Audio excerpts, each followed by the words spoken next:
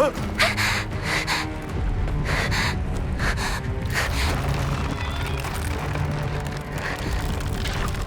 方了！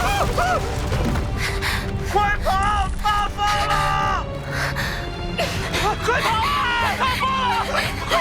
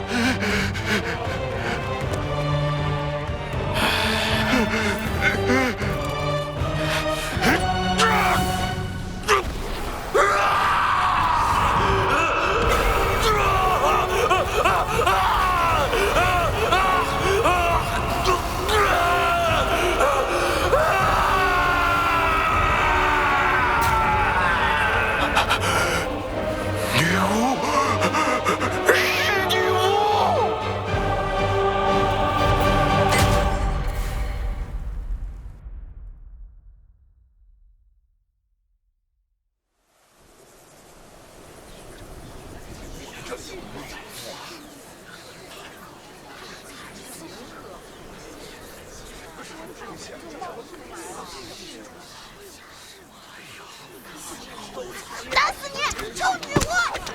傻女巫！打死你！这个小姑娘怎么干出这么残忍的事儿？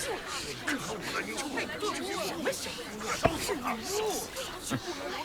邪恶的女巫！哎，殿下可真是日理万机呀，连下个裁决的时间都抽不出来。巴特，你说，殿下这次能起得来床吗？啊？也对，咱边陲镇地远人稀，又有女巫作祟，殿下怕是不想久留啊。哼，不如赶快回瑰宝去吧。啊？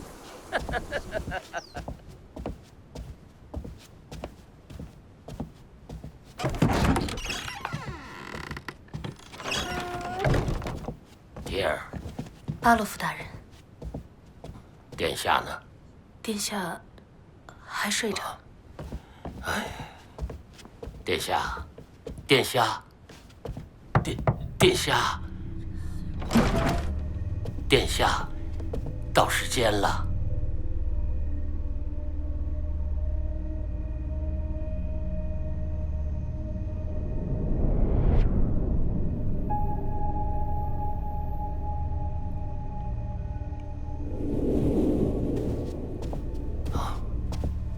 殿下，殿下，殿下，醒醒，醒醒！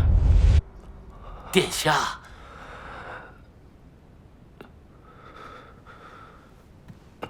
殿下，这里是行女巫的时间到了，所有人都在等着您的裁决。啊？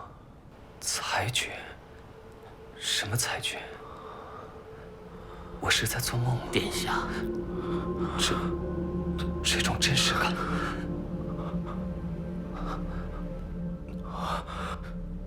啊！殿下，你，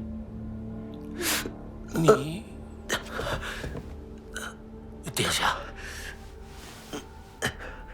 你没事吧？巴洛夫，你叫巴洛夫？是，殿下，是的，是我，您的仆人巴洛夫。殿下，出行的时间到了，我们出去吧。哦。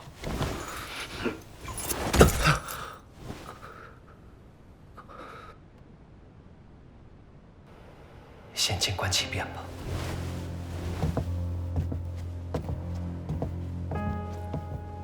啊，殿下，你怎么了？殿下，咱们快走吧。我到底经历了什么？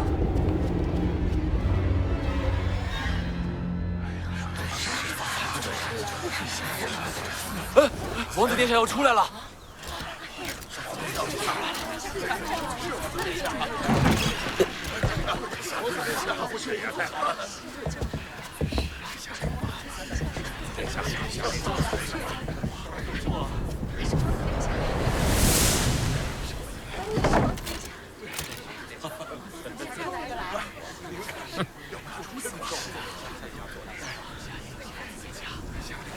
王子殿下，王子殿下，王子殿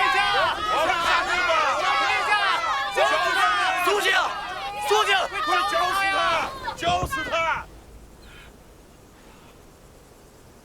女巫。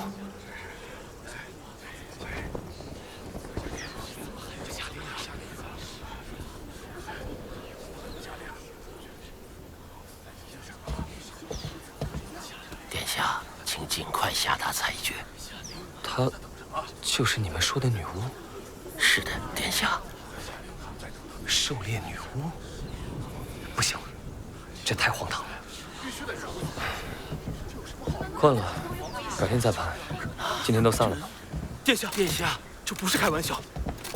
女巫身份一旦确认，就应该立即处死，不然会招来其他女巫的。卡特兰尼斯。是，殿下。我的首席骑士。是。你不会害怕了吧？多来几个女巫，一网打尽不是更好？可是，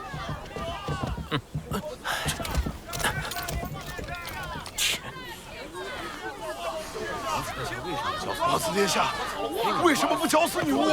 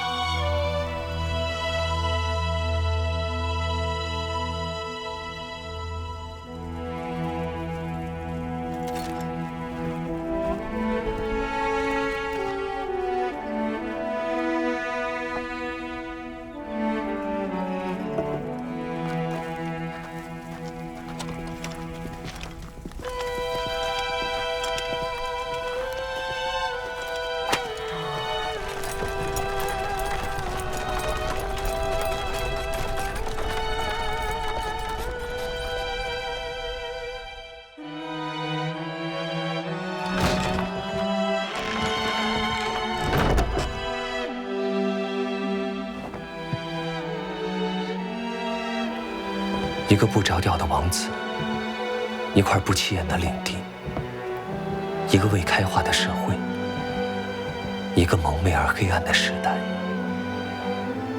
一场突如其来的王权争夺战。我又能在这方乱世中做些什么呢？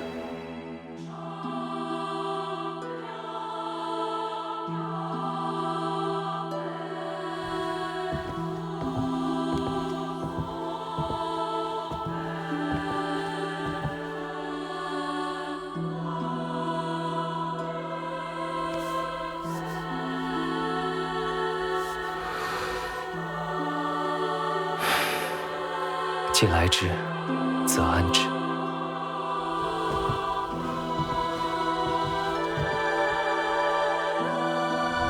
从今天起，我就是罗兰·温布顿了。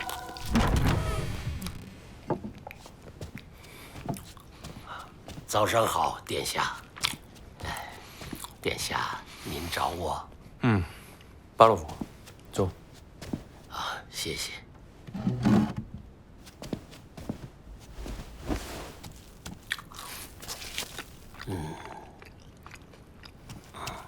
殿下，您昨天为什么不下令行刑？此事非同小可，拖不得呀。哦，怎么说？有卫兵报告，西边森林发现疑似女巫的踪迹，他们在那儿找到了这个圣山和魔眼之印，是女巫共助会的徽记。女巫共助会是什么？一个女巫的组织，在她出现之前，女巫们都是单独行动。但共助会不同，她想要把所有女巫都聚集起来，一同寻找所谓的圣山。你说圣山？有传言说，他们只有前往圣山，才能获得永远的安宁。为了这个目的，共助会甚至主动引诱他人变成女巫。碧水港去年不是有女婴集体失踪吗？传言就是他们干的。你是担心共助会听到他没死，跑来救他？正是如此，殿下。那群疯子连婴儿都会偷，恐怕不会放过一个已经堕落的伙伴。殿下，您得尽快处死那个女巫，把她的同伴引来就麻烦了。一旦有谁变成女巫，她就会获得可怕的力量，即使是骑士们也难以匹敌。你说力量？那是什么样的力量？你们又是如何抓住她的？前几天北坡矿洞塌方，他使用了巫术，暴露了身份。什么样的巫术？他释放出邪恶的火焰，烧死了一个人。受害者像被融化了一样，头和大半截身子平摊在地上。您是不会想看到那样的场景的，所以殿下，咱们还是趁早把那女巫给带我去见见她。是什么？您要见那名女巫？没错。殿下，殿下，等等，殿下。不过，为什么是绞刑？啊？处死女巫，一般来说，不都是用火刑吗？啊，是吗？可是，他不畏惧火焰呢。殿下，这样做太危险了。对方可是一名邪恶的女巫，就算她被神罚之所困住，也不一定能保证安全。不敢直面邪恶，又怎能战胜邪恶？我以为我的首席骑士明白这些道理。那也要量力而行，鲁莽不等于勇敢。所以你是说，遇到弱敌可以伸张正义，遇到强敌就该视而不见？不，殿下，我不是这个意思。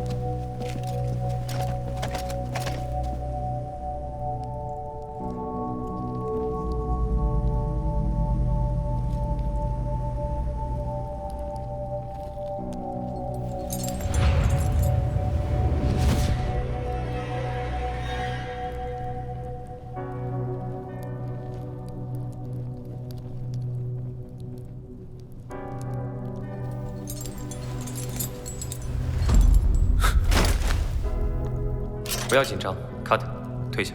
可是，殿下，你叫什么名字？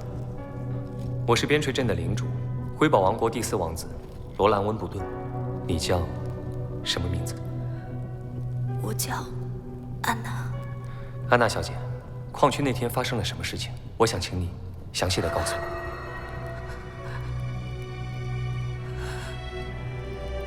我父亲是一名矿工，矿去塌方的时候，他正在里面工作。我跑进矿洞去想找到他。由于塌方，我的父亲被倒塌的石块压住了腿。和他一起逃的另一个矿工，想要趁机抢走他身上仅有的几个硬币。那是我父亲半生的积蓄，是我们父女俩相依为命的全部依靠。所以，我父亲拼死也要反抗。就在我找到他们的时候，我看见那名矿工举起了铁镐，想要杀死我的父亲，所以我只好杀死了他。那你又是如何被捕的呢？有人告发了我。告发？是什么人告发你的？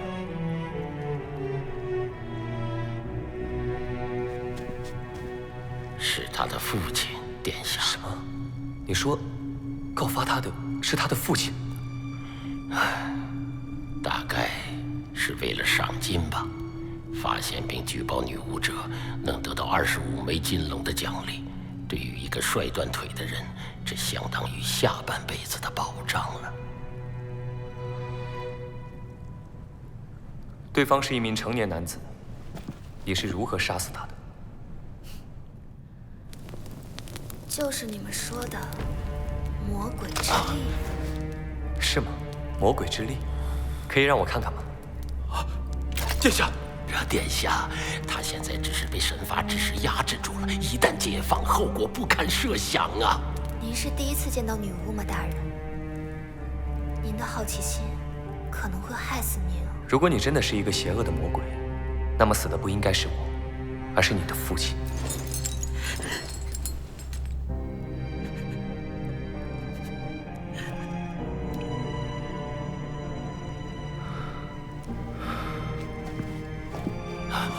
殿下，殿下，殿下，你要做什么？殿下，殿下，殿下，您在干什么？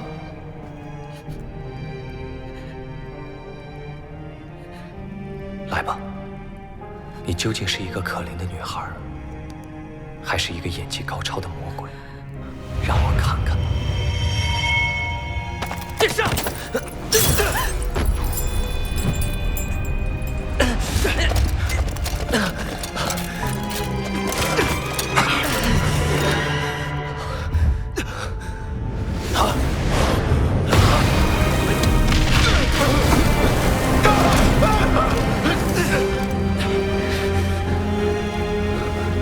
殿下，快离开这里！不可能！等一下，你看，啊，这时候有什么好看的？火焰，火焰没有烧出来。啊！他在有意识地控制火焰，他没有要伤害我们。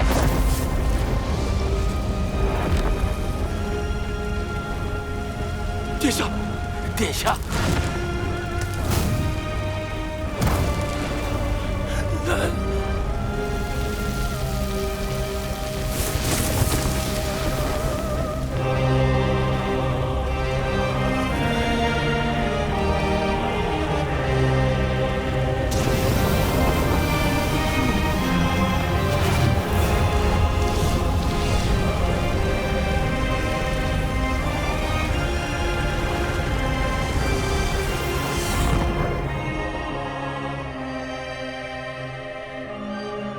大人，您的好奇心满足了吗？现在可以杀死我了吗？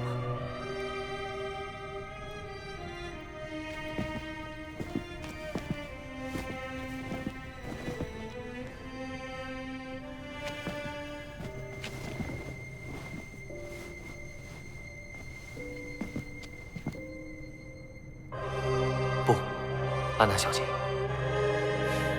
我想聘用你。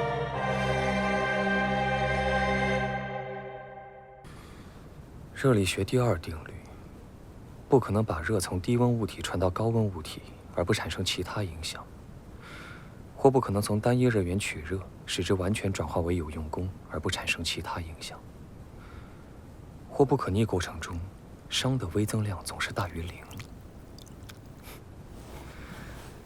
摆脱熵增的困扰，还能无中生有，女巫的力量真是方便。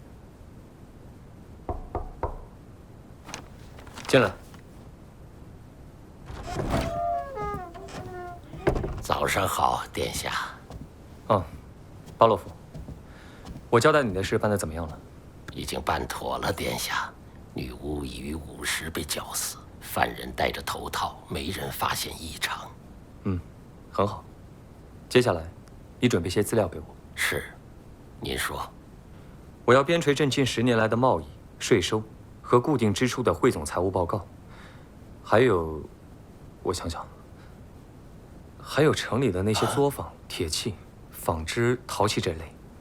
你统计下数量和规模，给我一个详细的报告。还有边陲镇的人口分布、职业分布情况。您要那些做什么？你别管，给我就是了。我知道了，殿下，你是终于要认真对待征王令了吗？征王令。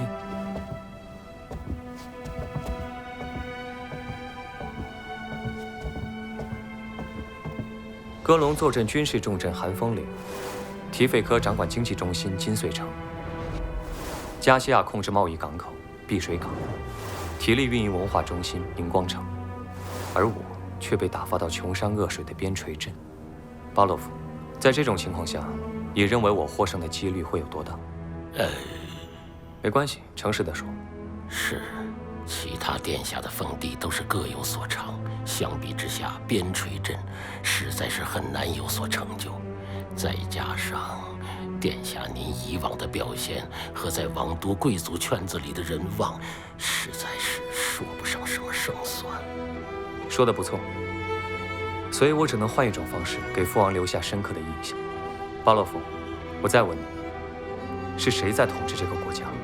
这，当然是辉宝王室温布顿家族，殿下。那只不过是表象。这个国家真正的统治者不在辉宝，而在这里。圣城赫尔梅斯。倘若只有被教皇加冕的人才被视作合法的国王，那世俗政权就不过是神权的傀儡。无论我的兄弟姐妹将领地治理得多么繁华，最终依然是教会的囊中之物。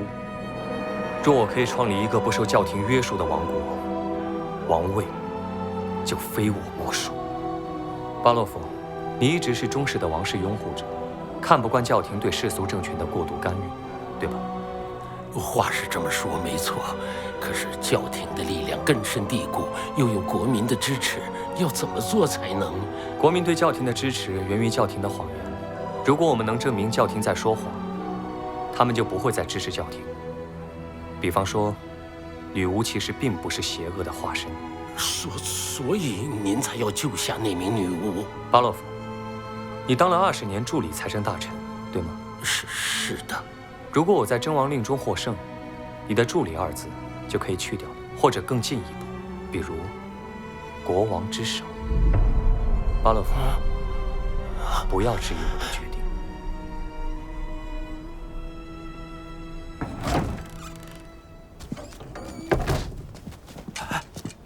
殿下怎么说？你怎么了？巴洛夫，你到底有没有好好劝他？有没有在听我讲话？女巫这事不对劲。不止女巫这事不对劲，连罗兰殿下本人都不对劲。不对劲，这事很严重。万一消息走漏，让赫尔梅斯知道了，咱们麻烦大。你别走啊，把话说清楚啊！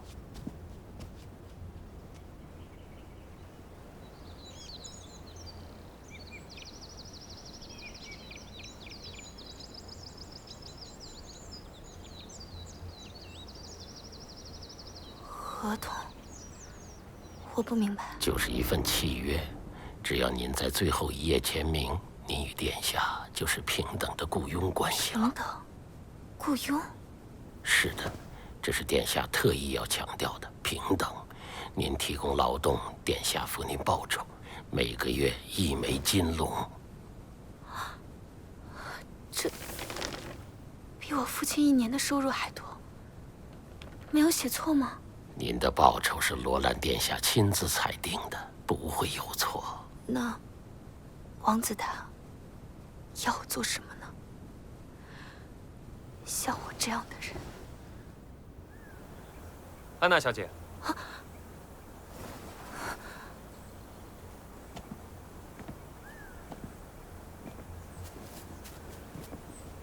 怎么样？昨天睡得好吗？很好。那真是太好了。你经历了这么多可怕的事情，本该多休息几天，但时间实在紧迫，只好以后再补偿你了。怎么了？我不明白，殿下为什么要这样做？你指什么？为什么要救我？还有，那份合同，你又想要我做什么？多美好的下午啊！一起走走吗？啊！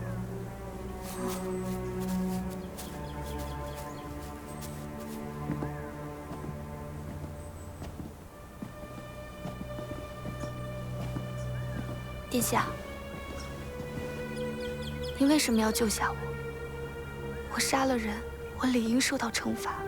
你是说从一个劫匪手里挽救你父亲的生命？我认为那只是一种自保，你做了所有人都会做的事情。可是，就算大人宽恕了我的行为，我是一名女巫，是邪恶的、魔鬼的化身，那是无法抹除的原罪。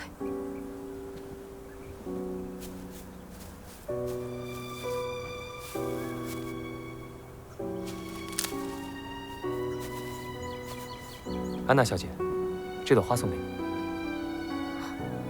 谢谢。柑橘很漂亮。是，不过你可知道柑橘这种花是有剧毒的吗？啊、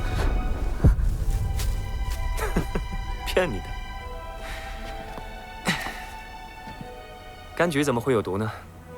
这不是大家都知道的吗？可刚才我说它有毒，你还是下意识地放开了它。柑橘还是那朵柑橘。本质并没有改变，改变的是我们对它的看法。您的意思是，女巫也是这样的吗？嗯，没错。在我看来，女巫的力量就和这朵花一样，都是自然的产物，本身并无善恶之分。什么魔鬼啊、不洁啊，都是人们对她的看法。既然是看法，就可以改变，不是吗？殿下，您还是想得太简单了。这种力量真的很恐怖。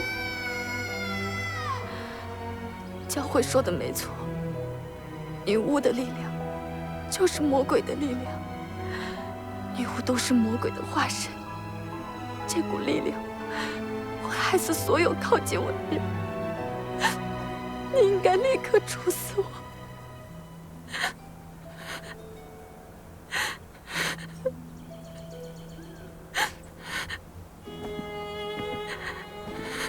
如果你一心求死，没有人能阻止。但是死亡并不能解决问题，只是逃避而已。你的父亲并不会改变对女巫的态度，你所失去的一切也不会再回来。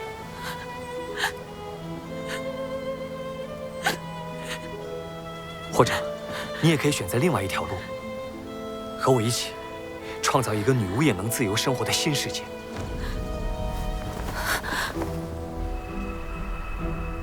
在那个世界，你不必担惊受怕，不必躲躲藏藏，更不必隐藏自己的力量，以自己的身份为耻辱，而是可以选择自己想过的人生，用你的力量去造福大众。在我看来，那足以改变这个苦难的世界。就像这朵柑橘，它的花语是苦难中最坚强的力量，那绝不会是魔鬼的力量。我给你的那份合同，就是想请你和我一起去做这件事情。我想回去念书，和大家在教室里朗读，在田间唱歌，将来成为像卡尔老师一样的人，每天和孩子们在一起，教他们读书写字。殿下，真的会有那一天吗？会的，只要我们一起努力。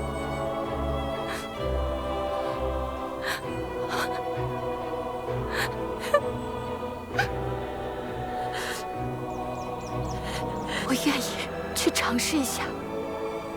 我要怎么做？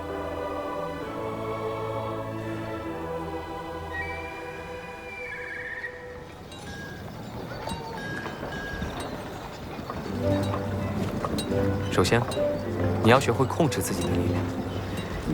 今后，这里就是你的训练场。你要完全的掌握这种力量，温度、角度，从各个方面随心所欲的控制。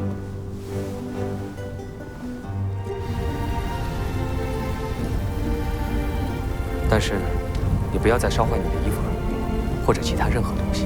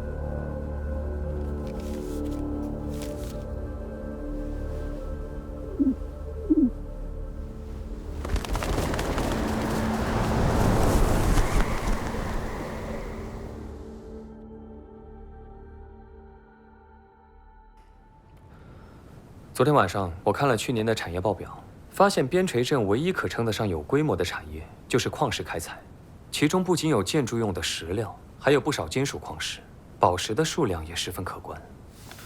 可再看这份财务报表，去年的财政收入几乎为零。不仅如此，贸易记录中也仅有数笔矿石买卖和一些铁制品交易，都是和柳叶镇之间进行的。这些微薄的收入，仅够支撑市政部门的支出。大部分的矿业产出根本就没有记录，镇民日常生活和税收相关也不见踪影。这么来看，边陲镇没有农业生产，全员都从事矿产工作，那他们每天的食物又是如何解决的呢？殿下，您昨天夜里一直在看这些报表吗？这么多报表，您一定……啊，是啊，花了一点时间。之前我对我的领地了解太少了，把各种事情都扔给你，自己一个人沉迷在花天酒地里。对不起，辛苦你了。殿下，接下来我会承担起我该做的事，请你尽全力辅佐我。谨遵殿下吩咐，我定然竭尽所能。殿下，其实到去年为止，边陲镇所有产出的矿石都用来和长歌要塞交换粮食了。交换不是出售吗？在长歌要塞眼里，边陲镇不过是要塞的产业，只要给一点口粮，让工人们可以继续工作即可，根本不配作为贸易的对象。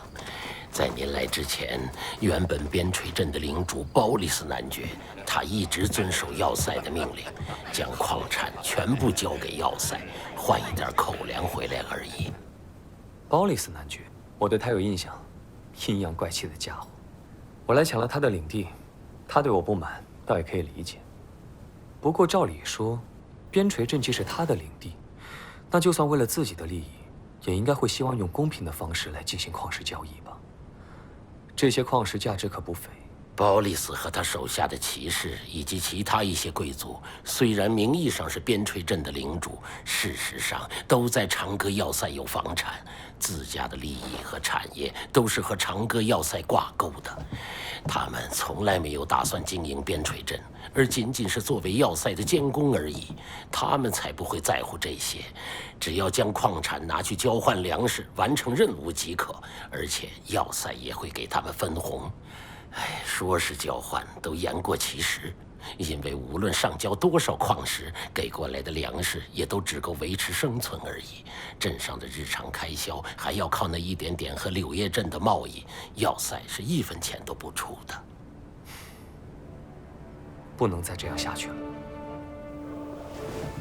立即停止和要塞的交换。那我们以后的粮食问题怎么办？边陲镇将开始真正的贸易，把已经装船的矿石全部卖到柳叶镇，用货币结算，然后直接在当地购买粮食。可是，柳叶镇如果不买怎么办？毕竟从来没有过如此大宗的矿石买卖。我们可以以低于市场价5成的价格卖给他们，在如此大的利润面前，他们不会不买。5成？没错，我们就可以立即获得一笔可观的启动资金，并且迅速占领市场。可是，如此低廉的价格，那以后怎么办？以后我们就不一定非要卖给柳叶镇了。看看这张地图，巴洛夫。边陲镇是赤水河的源头，而赤水河贯穿全国。在我们有了一定数量的船队之后，不只是柳叶镇，我们可以顺着赤水河把贸易做到全国各地。赤水河将成为我们边陲镇的丝绸之路。可是殿下，边陲镇不产丝绸啊。我只是打个比方了。总之，我们可以通过赤水河全面扩展我们的贸易对象。殿下，开拓贸易是件好事，可是，一旦这么做，就等于从要塞嘴里抢食。这么一来，等到冬天，他们恐怕就不会收留我们了。收留？为什么我们要去要塞过冬？殿下，您怎么连这个都忘了？冬天可是有邪魔之月呀！邪魔之月，每年入冬的第一场雪落下之后，龙脊山脉中的地狱之门便会打开。边陲镇西边迷雾森林里的野兽受到魔鬼之力侵蚀，会变成凶猛且嗜血的邪兽。它们会成群地冲出迷雾森林，向东方进攻，所到之处生灵涂炭。边陲镇是没有城墙的，我们无法抵御邪兽的进攻，所以每到冬天，边陲镇的居民就必须要全员搬去长歌要塞避难。凭借要塞高大的城墙和精锐的骑士团，才有可能抵御邪兽的进攻。直到第2年开春，邪兽退去，才可以返回边陲镇。每年冬天，边陲镇的居民都要迁徙一次。也就是说，不解决邪兽问题，就无法在边陲镇立足，发展贸易，对抗要塞，甚至征王大业都无从谈起了。把卡特叫来。殿下，您要的人我找来了，他们都在边陲镇待过5年以上，都经历过邪魔之月。这2人是边陲镇的巡逻队长，每年邪魔之月的烽火都由他们负责燃放。那位猎人，他说他和邪兽交过手，并亲手杀死过2只邪兽。燃放烽火的流程是怎样的？是，尊敬的王子殿下，如果邪兽穿过迷雾森林，我们就去。好了，你别紧张，放松一点。你来替他说吧。是。我们巡逻队的岗哨就驻扎在龙脊山脉的南坡上，山脚下就是迷雾森林。巡逻队每到深秋就会随时注意迷雾森林的动静，一旦发现邪兽踪迹，我们就会立即点燃烽火，然后在赤水河乘坐快舟撤离到要塞会合。快舟？在水中不会受到邪兽的攻击吗？是的，殿下。赤水河水流湍急，水又很深，这么多年来，我们从未发现过一起邪兽渡过赤水河的案例。龙脊山脉上的烽火台距离赤水河边很近，我们腿脚利索，一般不会有什么危险。邪魔之月会持续多久？大概2到3个月不等。边陲镇一旦下雪就不会停，直到重新放晴，雪才会化掉。要等到雪化，邪魔之月才算结束。我经历过最长的一次邪魔之月是在2年前，那次持续了近4个月。由于饥饿，很多人没能挺过那个冬天。饥饿？你们不是躲在长歌要塞吗？要塞。他们按照我们上交的矿石量来给粮食，省着点吃，最多只能支持3个月。第4个月的粮食要等新一批矿石到了才能发放。可邪魔之月还没过去，我们根本无法回到边陲镇开采矿石。最后的那1个月，他他们是看着我们饿死在长歌要塞里的。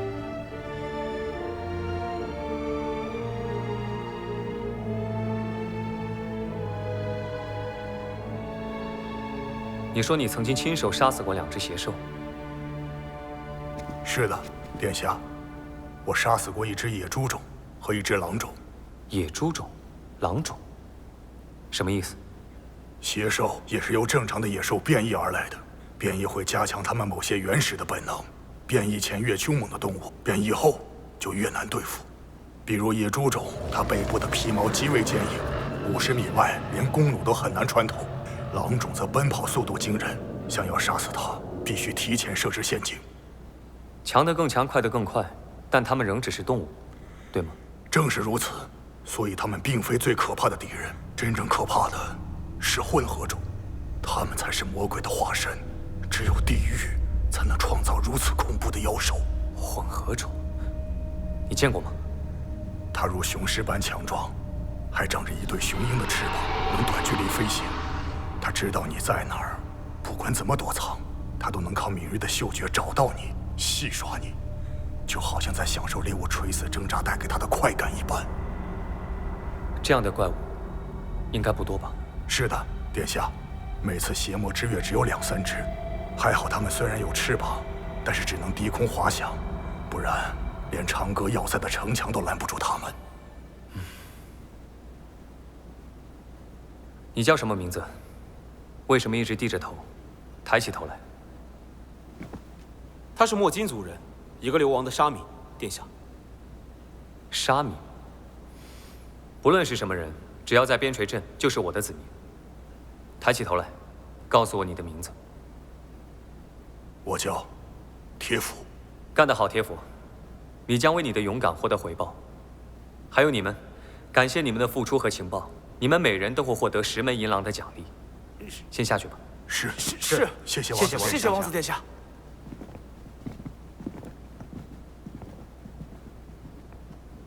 卡特，是。跟我出去一趟。是，殿下。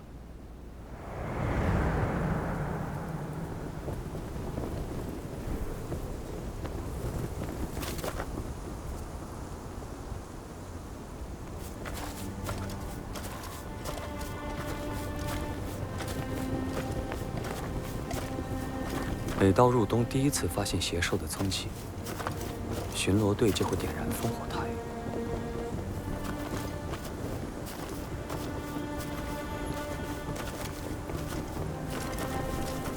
然后，他们就快速下山，冲向最近的赤水河岸边。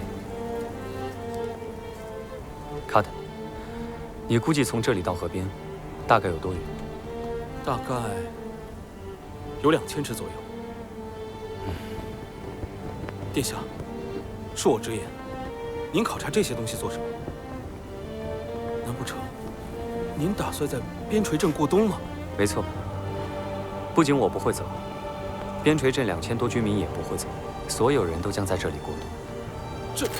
这太疯狂了，殿下！我们的卫队只有几十号人，如何能够防御邪兽的进攻？您的城堡也没法容纳全镇2000多居民啊！只有长歌要塞才能容纳我们这么多人，同时还可以抵御邪兽的入侵。好了，卡特，我当然不想死在这儿，也不会抛弃我的子民。这里就是我们的战场，我们就在这儿击溃邪兽，保卫边陲镇。您在说什么？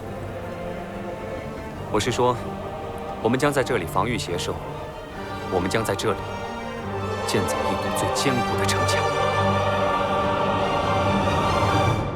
早在辉宝的时候，四王子罗兰·温布顿就恶名远扬，花天酒地，不学无术，毫无贵族风范，诸如此类。比起他的4位兄弟姐妹，简直是天差地别。哎，怎么会把我派来辅佐他参与征王令呢？如果不是陛下承诺征王结束后将任命我为正式的财务大臣，我才不会到这个鬼地方来呢。然而事情开始起了变化，具体是从什么时候开始的呢？大概就是从救下那名女巫开始吧。楼兰殿下展现出了清晰的头脑和宏大的战略思维，巧妙地避开自己的困境，直击神权统治的本质，利用女巫将目标直指教廷赫尔梅斯。我本以为那只是毫无基础的大话而已，可接下来殿下彻夜研究财务报表，制定贸易策略，还提出什么丝绸之路。虽然搞不清这些词是哪里学来的，不过能有长远的大局观，又能将眼前的重点精准地放到边陲镇的发展上，这还真不是毫无根据的空谈。可是，如果熬不过邪魔之月的话，一切都还是会归于泡影。听卡特说，殿下现在打算建造一堵城墙，还有3个多月时间就要进入冬天了。即使只有2000多尺，照理也是绝无可能的。不过，王子殿下已经给了我这么多惊喜，还有3个月，万一真做不到，到时候再跑也来得及嘛。殿下要如何在3个月内建造一堵城墙呢？接下来的发展越来越有趣了。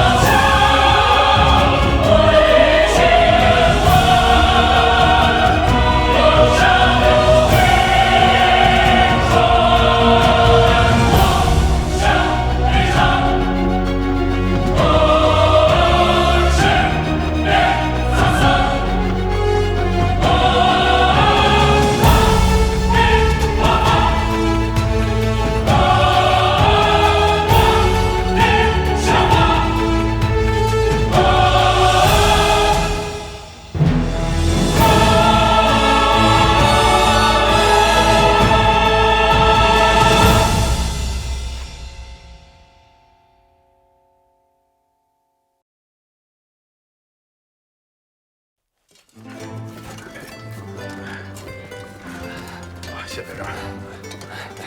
还有，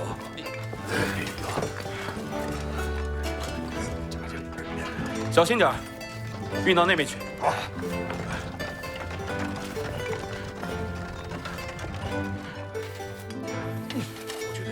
你去北山的矿洞，弄一车石灰石过来，还要一车粘土，像这个样子。然后找人把它们打碎成小块，尽量混合，均匀地铺到烧直间的矿坑里。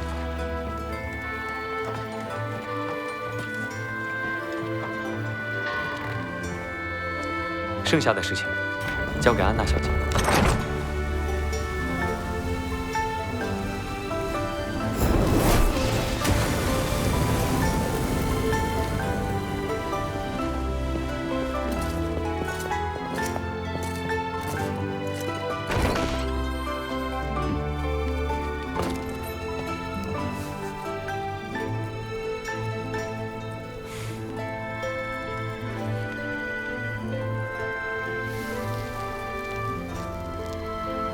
卡特，找人来把这些熟料打碎，按10:1的比例掺入石膏磨成粉。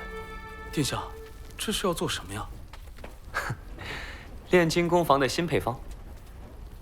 啊！殿下，都按您说的准备好了。您到底想做什么呀？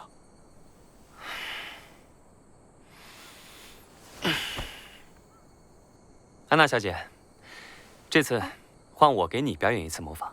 殿下您也会用魔法？是啊，一种名为科学的魔法。科学？卡特，你将这些粉末和上水，然后浇筑到那边那些石头上，从缝隙里灌进去，均匀地把石头之间的缝隙填满即可。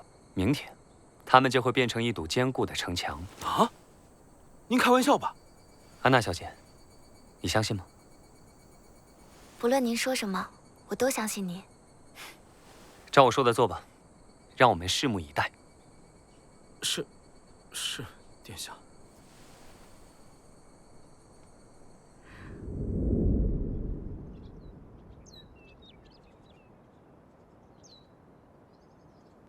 去，卡特，试一下它的强度。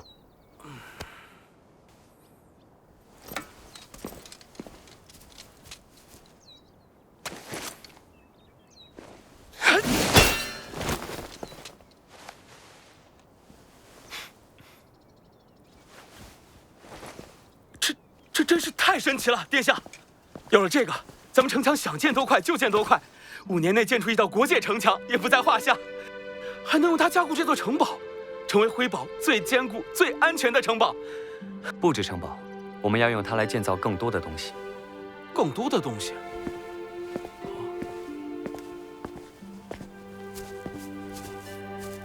安得广厦千万间，大庇天下寒士俱欢颜。殿下，您说什么？我们要用它，为大家建造一个更美好的家园，让每个人都能住上坚固的房子，风雨和暴雪也无法摧毁它们。安娜小姐，从今天开始，请你每天都烧制一批。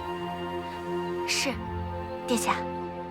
卡特，你负责城墙的施工，务必在3个月内建造完成。是，殿下，交给我吧。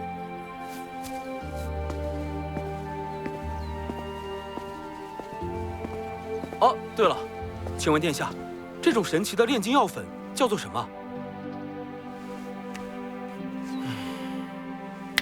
水泥。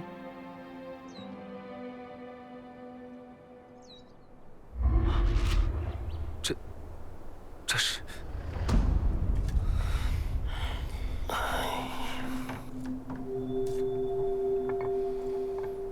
怎么回事？那么多天了，工程进度怎么这么慢？而且歪歪扭扭的，上面也不好站人。别说抵挡邪兽了，下场雨就垮了吧？对不起，殿下，是我的责任。殿下，恕我直言，卡特毕竟没有做过这种事。这2000多尺的城墙，如果没有一个有经验的建筑师主持大局，即便这种名为水泥的炼金药水具备如此神奇的功效，只怕也是很难达到殿下的要求。我们需要一位真正的大石匠才行。大石匠，你马上去招募，酬劳多少都行。可是殿下，这不是钱的问题，而是边陲镇真的没有这种人才呀。那就去长歌要塞找，去柳叶镇找，哪怕是回辉堡，也得把人找到。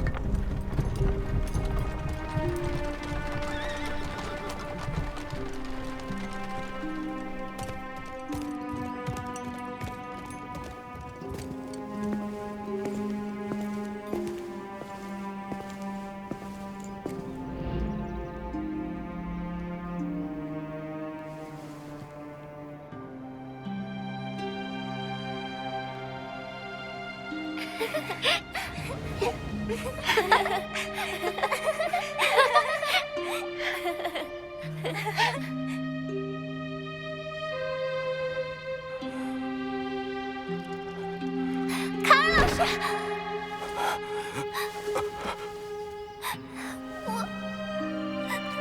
我也变成女巫了。兰伯特先生，请您过来一下。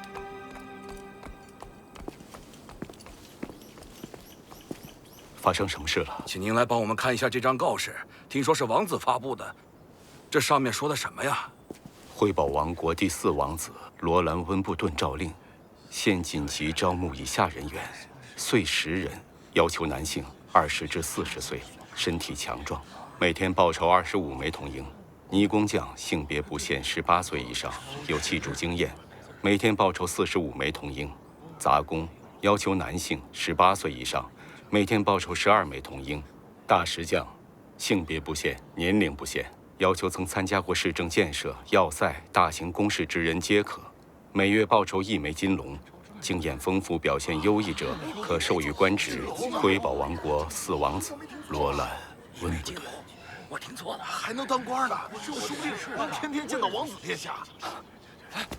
冯布特先生，冯布特先生，这么快就有大石匠来应征？你不是说很难找吗？我也很奇怪，那人明明是本地的教书匠，却自称有从事大规模建筑工程的经验。殿下，您要见吗？当然，带他进来。你就是来应征的大石匠？是，殿下。鄙人名叫卡尔·范伯特。我听说，之前你在镇上教书，只不过是教孩子们认识自己的名字，殿下。那你凭什么来应征大石匠呢？我曾经参与过辉宝境内堤坝的维护、宫殿的设计和修筑，以及一些公共设施的整修。你是说，你参与过很多辉宝的大型工程建设？是的，殿下。辉宝一切大型工事都是由石匠会负责的，难道你是辉宝石匠会的人？是的，殿下。石匠会的人自然是精英，但据我所知，前几年修建辉宝剧院时发生了坍塌事故，石匠会全员获罪，都被处刑了。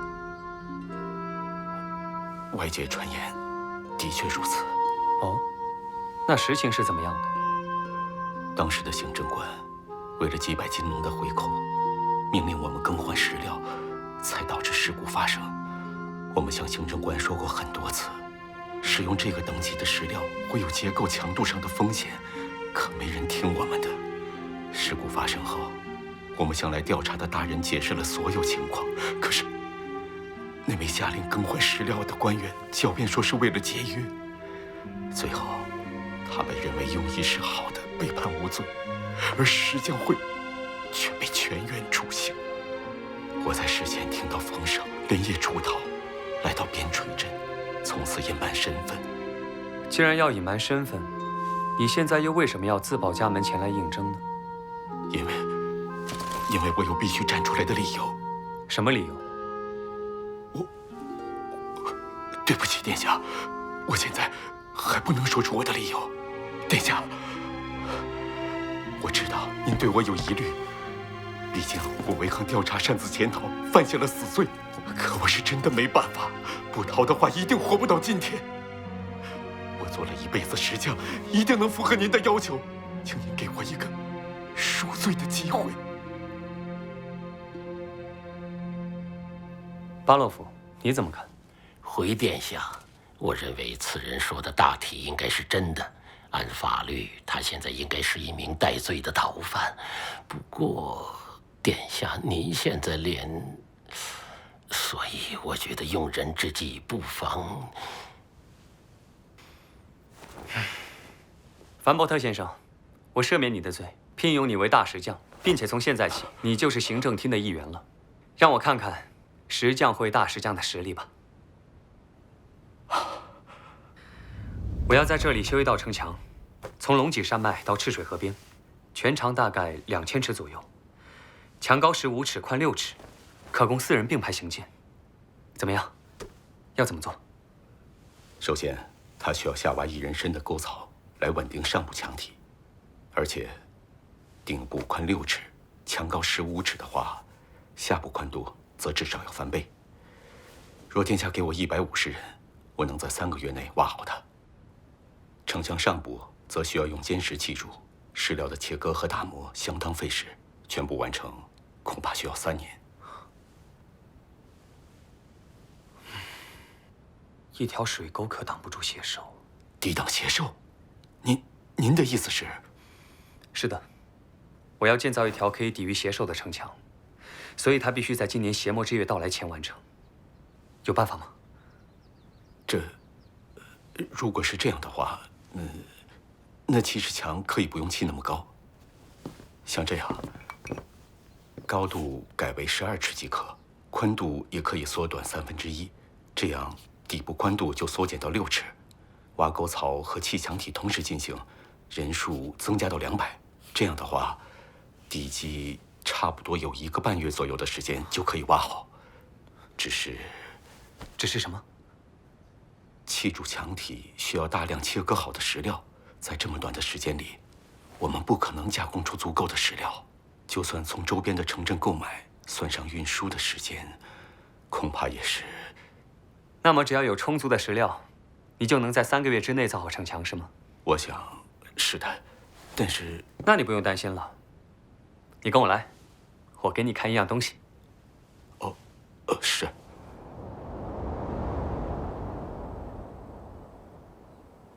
这不可思议，太神奇了！居然可以结合得这么坚固。有了这个，相当于不用2次切割和打磨，就能拥有任何形状的石料。一旦抛弃费时费力的石料加工工序，任何建筑的搭建速度都能提上一个新的台阶。怎么样？有了这个，能在3个月内完成吗？能。这东西太棒了。殿下，您说它叫什么来着？水泥。水泥，我记住了。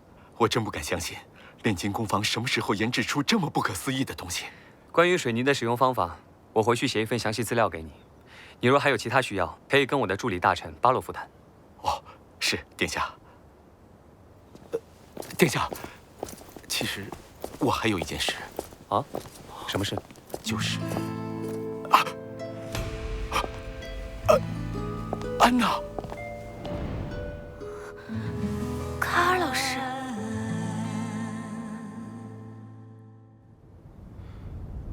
原来，他就是你之前说过的卡尔老师。是的，好多镇上的孩子都会去他家里上课，他对我们真的很好。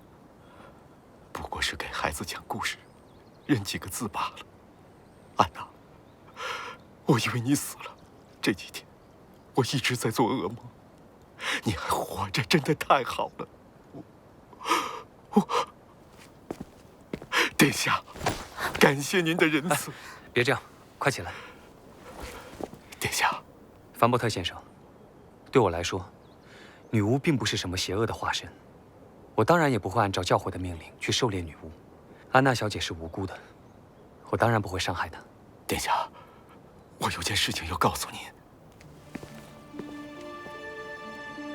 哦，你说。您还记得我刚才有说过，我来应聘是有自己的理由，当时不敢马上告诉您，但现在我已经确定可以告诉您了。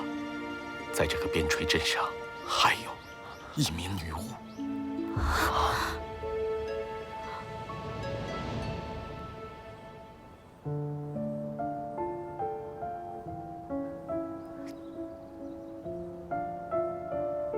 怎么会这样？竟然连娜娜瓦也变成女巫了。想不到，在这小小的边陲镇上，居然有2名女巫。要是放在别处，一定又是一场血雨腥风的狩猎行动。但是现在这位殿下的话，会有什么样的反应呢？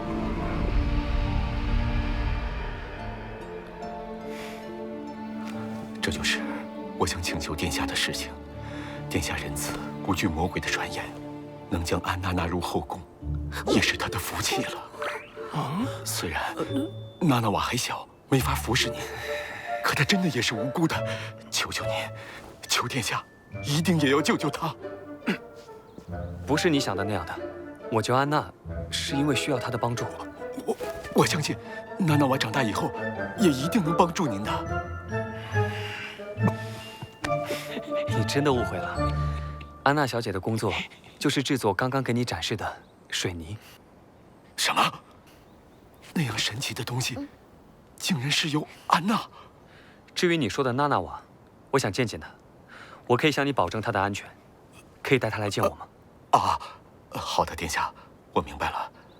对不起，殿下，我真是太感谢您了。走吧，详细的我们回房间再聊。是，殿下。安娜小姐，这里就拜托你了。是，殿下。殿下，殿下，怎么了，巴洛夫？殿下，我了解您急于见这名女巫的心情，不过这里面恐怕有一件事情不好处理。哦，什么事？是这样的，这个女孩是叫娜娜瓦·派恩，对吧？派恩这个姓氏并不是一般的平民，而是属于镇上的一个低级贵族，派恩男爵。有这种事？是的，殿下，娜娜瓦确实是提古派恩男爵的女儿。如果被贵族知道，就麻烦了。凡伯特先生，你明天一早带娜娜瓦过来，按正常上课的时间，不要引人注意。是，殿下。巴洛夫，明天娜娜瓦到了之后，直接带她去厨房，提前把那里的人疏散。我会在厨房见她。非常明智，殿下。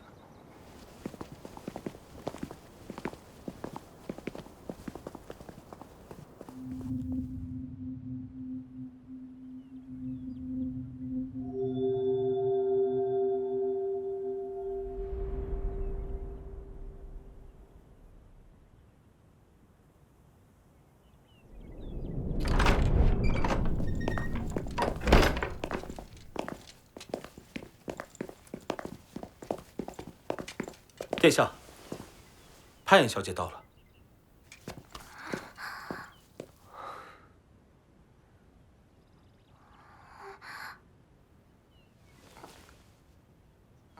没关系的，去吧，娜娜瓦，跟殿下打个招呼。您好，我是娜娜瓦·派恩，殿下。你好，派恩小姐。欢迎你，请坐。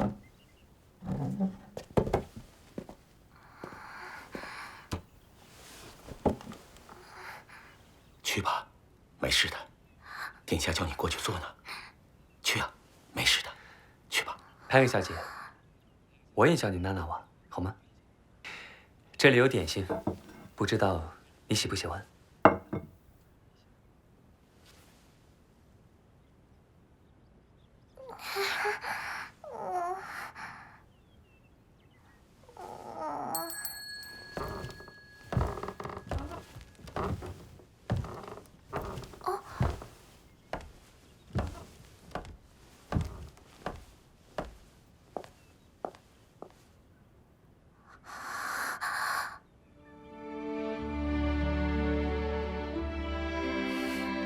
娜娜瓦，安娜姐姐，太好了，安娜姐姐你还活着！他们都说你死了，我就知道他们都是骗人的。我好想你啊！殿下，时间紧迫，我马上回宫地去了。我绝不会辜负殿下的期望。安娜和娜娜瓦，就拜托殿下了。好好吃啊，安娜姐姐。我听你卡尔老师说，你也觉醒成为女巫了，是从什么时候开始的？你又是怎么发现的？能跟我说说吗？大概1个礼拜前吧。我看到一只小鸟摔断了腿，很想帮帮它，然后就感觉有什么从我手心里跑了出来，像团黏糊糊的水，包裹住了小鸟。哦，然后呢？然后小鸟就好啦。卡特，哦，是。你马上到镇上去，找猎户买一些小动物来，受伤的、濒死的和已经死亡。各种类型都要节制。是，殿下。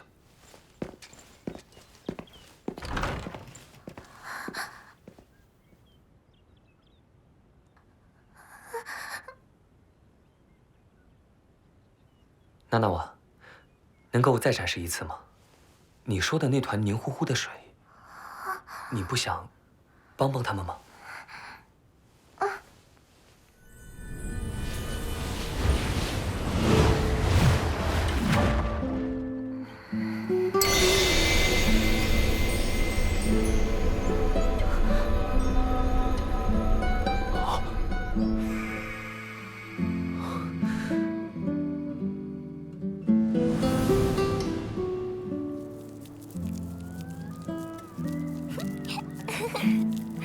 他们可真可爱。哇！破损部位可以复原，断肢可以完美续接，但若断肢已经遗失，则无法使其重新生长，以及无法逆转死亡。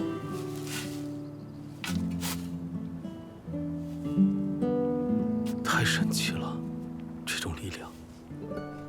救死扶伤本是我们骑士的使命，可是这样一个小姑娘，却将救死扶伤具象化地展现在我眼前，真是不知道该说什么好。殿下，我开始理解您对女巫的做法了。卡特，是殿下。你一会儿送她回去，以后每天白天找机会多接她过来，练习她的能力。为什么不直接留下她？她的能力实在是太惊人了。他们家是贵族，娜娜瓦女巫的身份还没有暴露。如果现在把她接过来，很可能会提早引爆和当地贵族间的矛盾，而我们还没有准备好。殿下，您说，我们真的可以靠那堵墙和女巫的力量，在这里度过邪魔之月吗？当然，不过仅仅是这些还不够，因为除了邪兽，我们还有更多的敌人。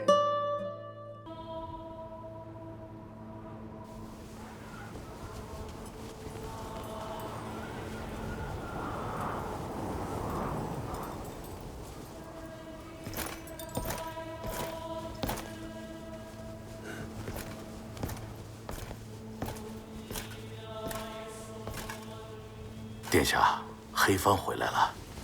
黑帆拦截了金穗城往狼心的商船队，此次的收获非常可观，足够我们武装一整支部队。不错。那个黑帆的船长叫做什么来着？德雷克船长，殿下。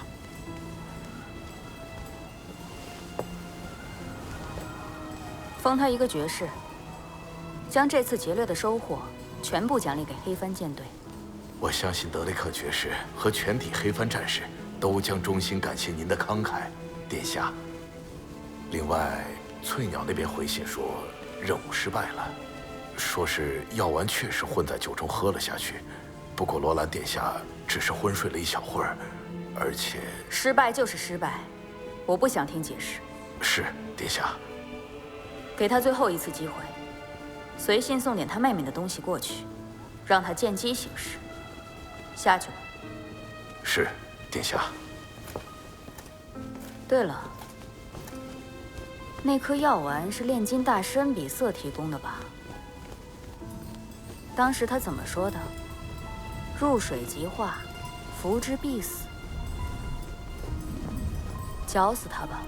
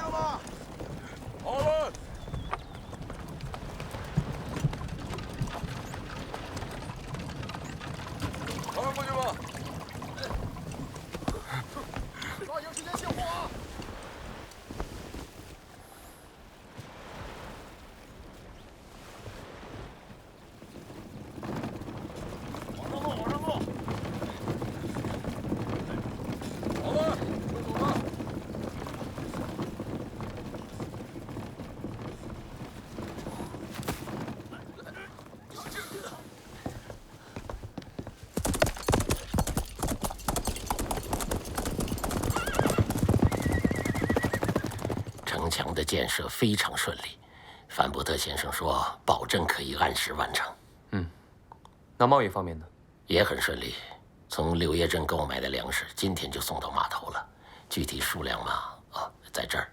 您看，殿下，足够我们支撑这个冬天。刨除购买粮食的花销，我们还有一点盈余。殿下虽然有贸易收入了，不过我们的财政赤字仍然非常严重，恐怕不是长久之计呀。现在我们的主要支出可都是从您自己的金库里面出的，照这个速度下去，最多也就支撑到明年春天。没关系，能撑到那个时候已经很好了。再说，我们还有矿石买卖呢。只要修好城墙，让我们在边陲镇站稳脚跟，后续的矿石生产就能得到保障。我倒不是担心这个，殿下，咱们断了长歌要塞的矿石供应，莱恩公爵是不会善罢甘休的。万一……进来。殿下，长歌要塞的使者来了。巴洛夫，你刚说从柳叶镇买来的食物已经到了，是吧？是的，殿下。吩咐厨房，就用刚送来的食物，准备一桌最丰盛的菜品。把议事厅打扫干净，我要请客。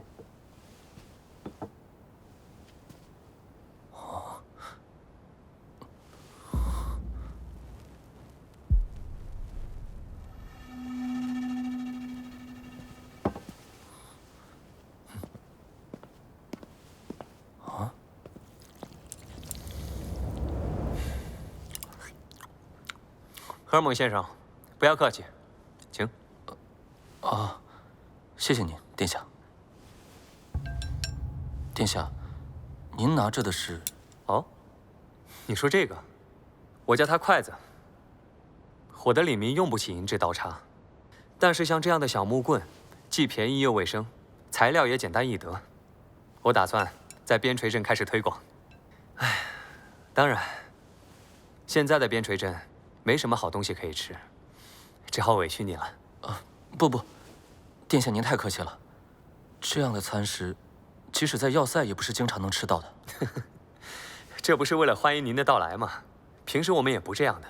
这些食材都是今天刚从柳叶镇送来的。柳叶镇？是啊。快请吧，荷尔蒙先生，不要客气。有什么事情，吃完再聊。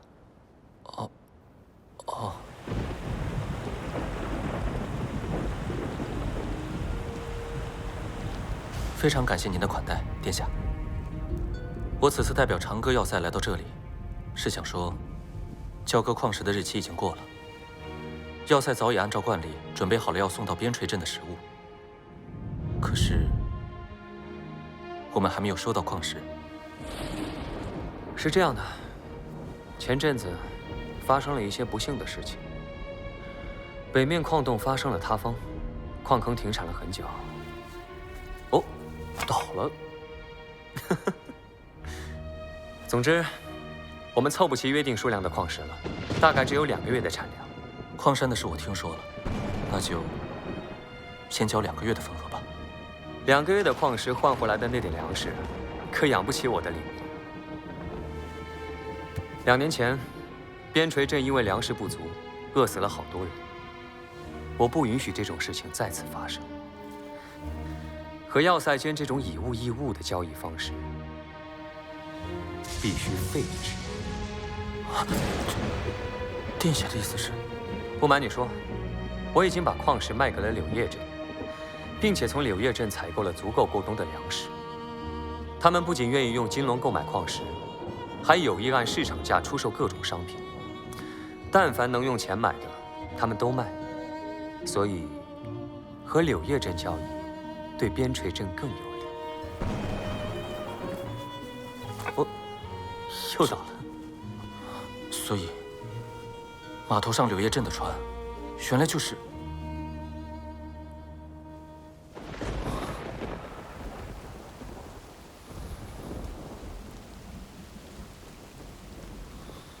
殿下，我明白您的想法了。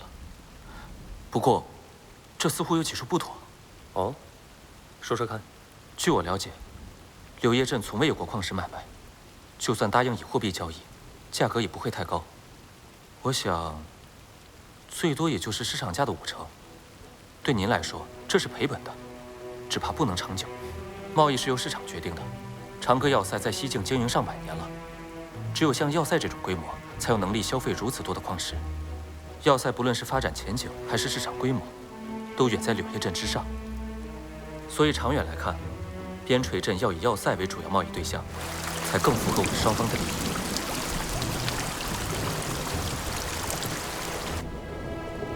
30%。如果要塞能以低于市场价30%的价格收购矿石，那我们就可以双赢。我早就听说，金银花家族的裴罗·荷尔蒙是一个经商的好手，果然名不虚传。谢谢您的褒奖，殿下。基于你刚才所说的条件，确实会达成一个双赢的局面。不过，你能保证这会是要塞6大家族的一致决定吗？这，我不敢100%保证。但要塞的对外贸易都是我在经营，我会尽最大努力说服公爵大人和6大家族接受这个双赢的结果。我这就回要塞写一份新的合约，然后再来拜访殿下。好，那我就等大使先生的好消息了。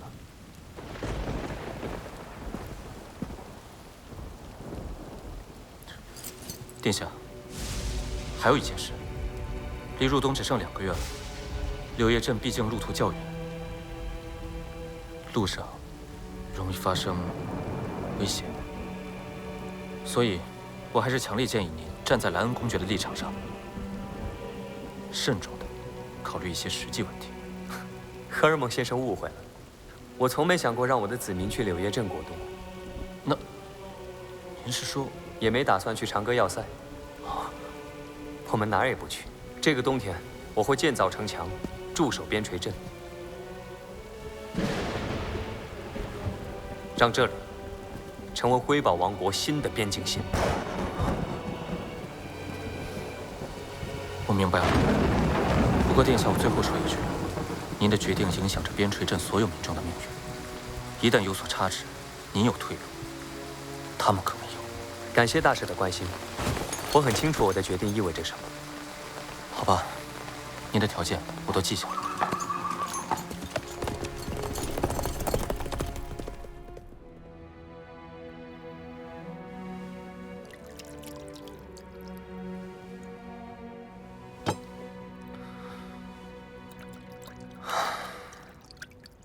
巴洛夫，按计划把粮食准备好。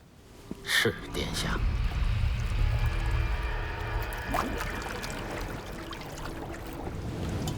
哦，那小子还说什么了？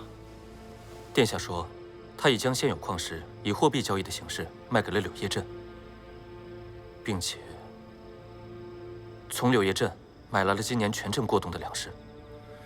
靠，你买好的山，王子这是什么情况？对呀。还有呢？还有，罗兰殿下说，今年的邪魔之月，他不会来要塞避难，镇民们也不会走。殿下他正在边陲镇修筑城墙。他还说，他还说什么？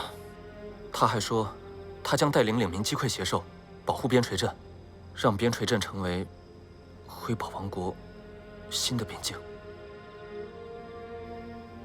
他以为这里是什么地方？辉宝吗？王子殿下不会以为造城墙和过家家一样，堆几块破石头，铺一点湿泥巴。只怕堆高点儿，立刻就垮了。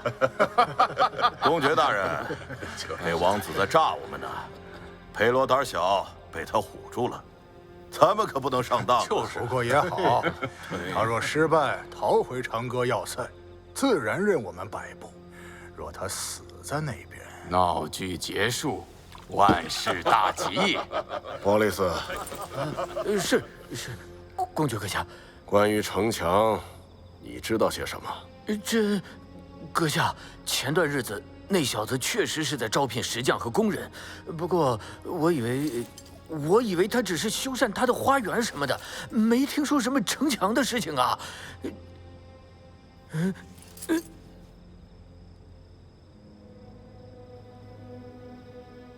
裴罗，那个城墙，你看到了吗？离开边陲镇前，我特意去确认过，在迷雾森林边上确实有人正在修筑城墙。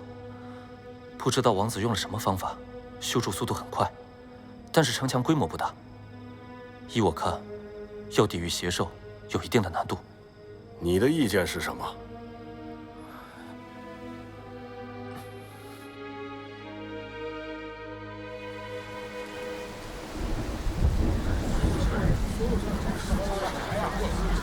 来前面点，来前面点。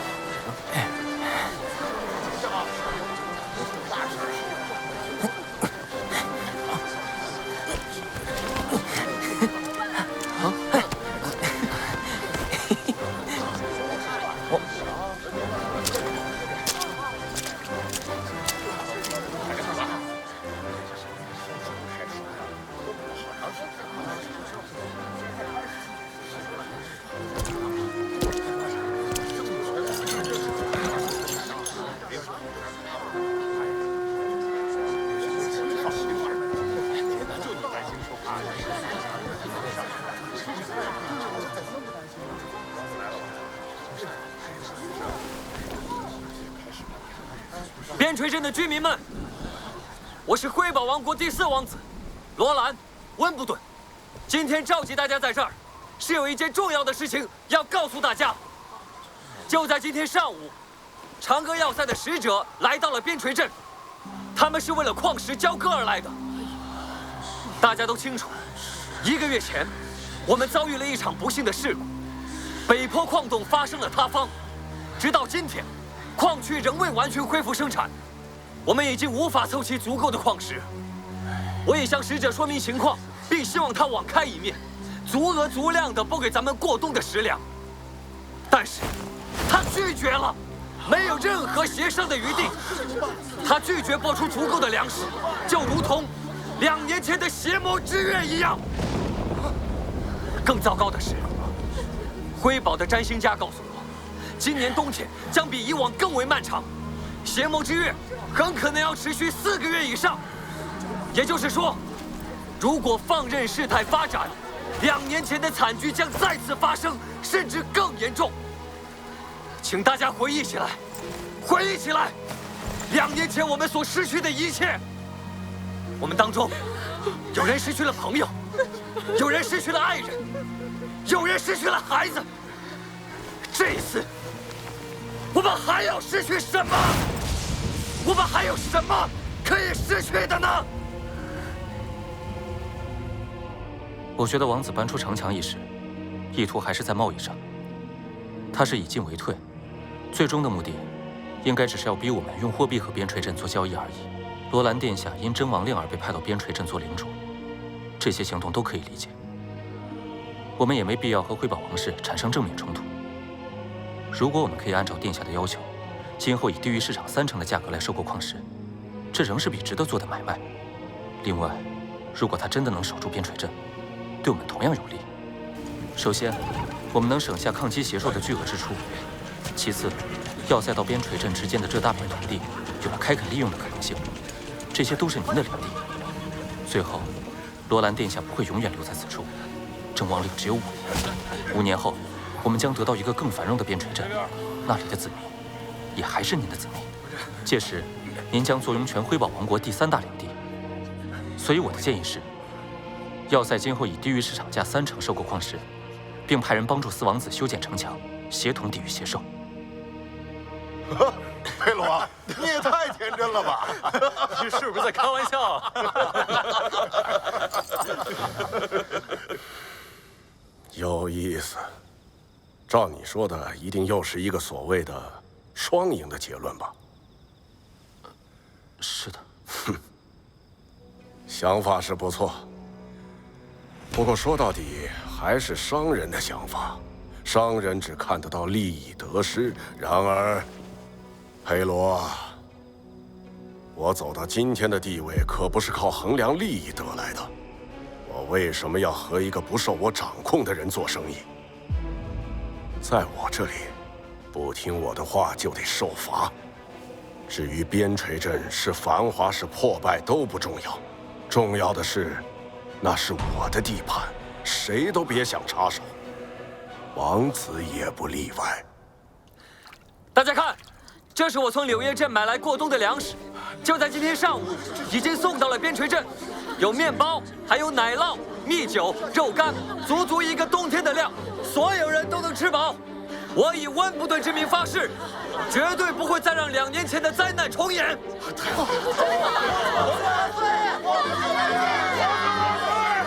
但是，这样一来，就等于得罪了长歌要塞。他们威胁我们，不再为大家过冬提供庇护。我告诉他们，今年冬天我们哪儿也不去，我们就在我们的家园，我们就在边陲镇过冬。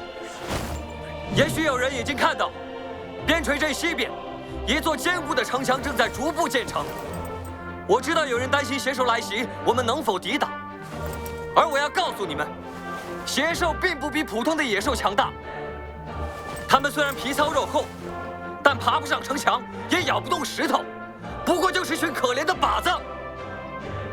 我，辉宝王国第4王子罗兰·温布顿，在此发出最强烈的号召：所有能拿起武器的人，为了保卫我们的家园，为了让我们有尊严地活下去，拿起武器，加入民兵队。所有民兵每个月都会获得25枚银郎。如果有人不幸牺牲，他的家人会得到5枚金龙的抚恤金。告诉我，你们是愿意躲在长歌要塞的窝棚里，窝囊的饿死，毫无尊严的冻死，还是愿意在我的率领下，保护亲人和伙伴，守卫边陲镇，守卫自己的家园，直到最后一刻？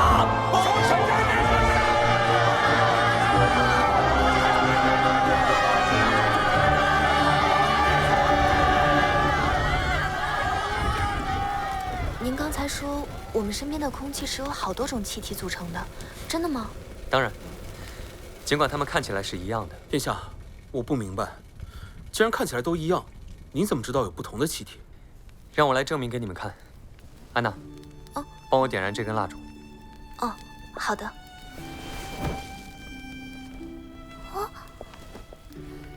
如果我把这个玻璃杯罩上去，你们知道会发生什么事情吗？火焰会熄灭。那火焰又是为什么会熄灭？因为杯子里面的空气烧光了。你是说，因为瓶子里没有空气了，所以火焰就熄灭了？是的，殿下。娜娜瓦，你把那边的石灰水倒在这个盆子里。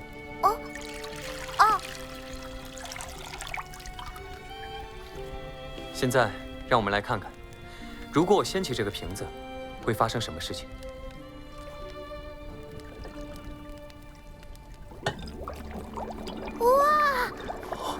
这是……如果杯子里什么都没有，我们就不会看到气泡和水面的变化。这说明空气中至少含有2种不同的气体。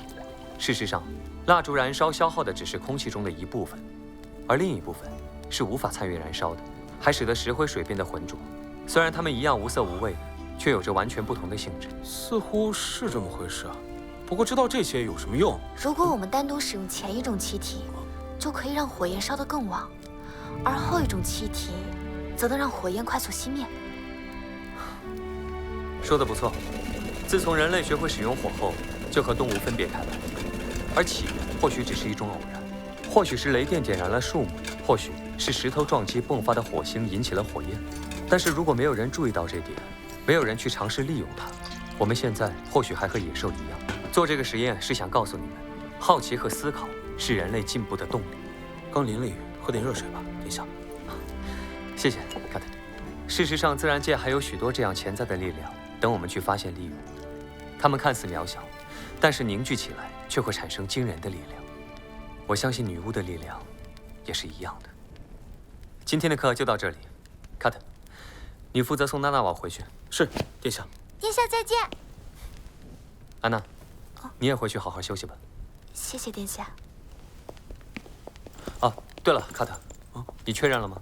今天从柳叶镇回来的货里有没有我要的雪粉和冰芒？啊，是的，殿下，我已经派人统计过了。不过您要这么多血粉和兵芒做什么？我们现在既没有什么庆典，也没有什么好冰镇的东西啊。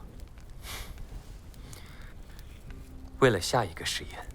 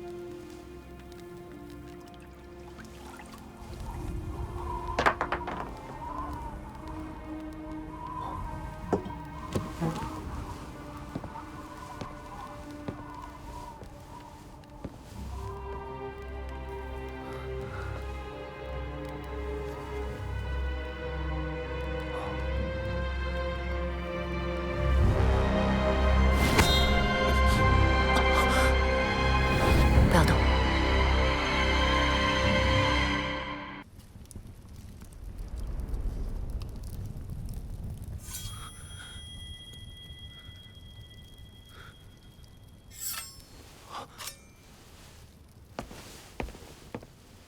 别紧张，殿下，我无意伤害你。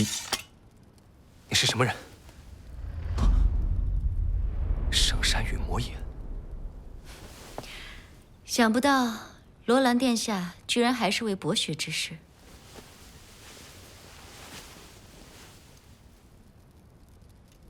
你是女巫？是的，您可以称呼我为夜莺。夜莺，你来这里的目的是什么？首先，我要感谢你，罗兰·温布顿殿下。感谢？为什么？因为安娜和娜娜瓦。 你知道安娜和娜娜瓦的事情？我是听说这里有女巫被捕，所以打算来营救的。让我意外的是，您并没有处死那个叫安娜的姑娘。接下来的1周，我都在观察，也知道了娜娜瓦的事。虽然我不知道您为何对女巫没有恶意，不过我还是要代表共助会感谢你。你说，你已经在我的身边潜伏1周了。哎呀，这样说话好累啊！您不应该请女士坐下吗？啊，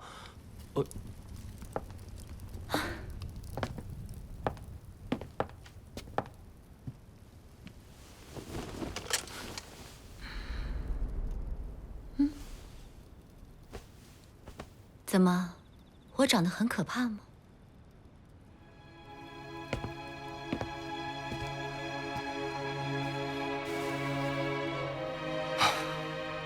现在可以回答我的问题了吗？你果然不怕我。我能从人们眼中看到对女巫的恐惧，而你的眼中只有好奇。我在1周前就到了这里。 一直都潜伏在您身边，您的所作所为我都看到了。那，你现在现身出来，是要做什么？刚才您的侍女长进来，帮您倒了一杯睡前红酒，然后在里面又加了一点料。你是说T2？他在我的酒里下了毒？看来您的后宫。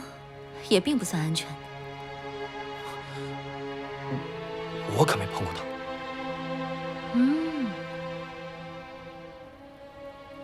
也就是说，你救了我，我向你表示感谢。没什么，一命换一命。您救了安娜，我就帮您解决一个内奸，这样我们也就不欠你什么。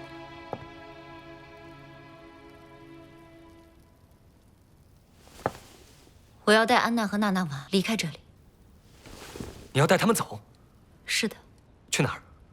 回共助会，那里才是女巫该去的地方。为什么？只有在共助会，女巫才不会被歧视，不会被迫害，也无需伪装自己。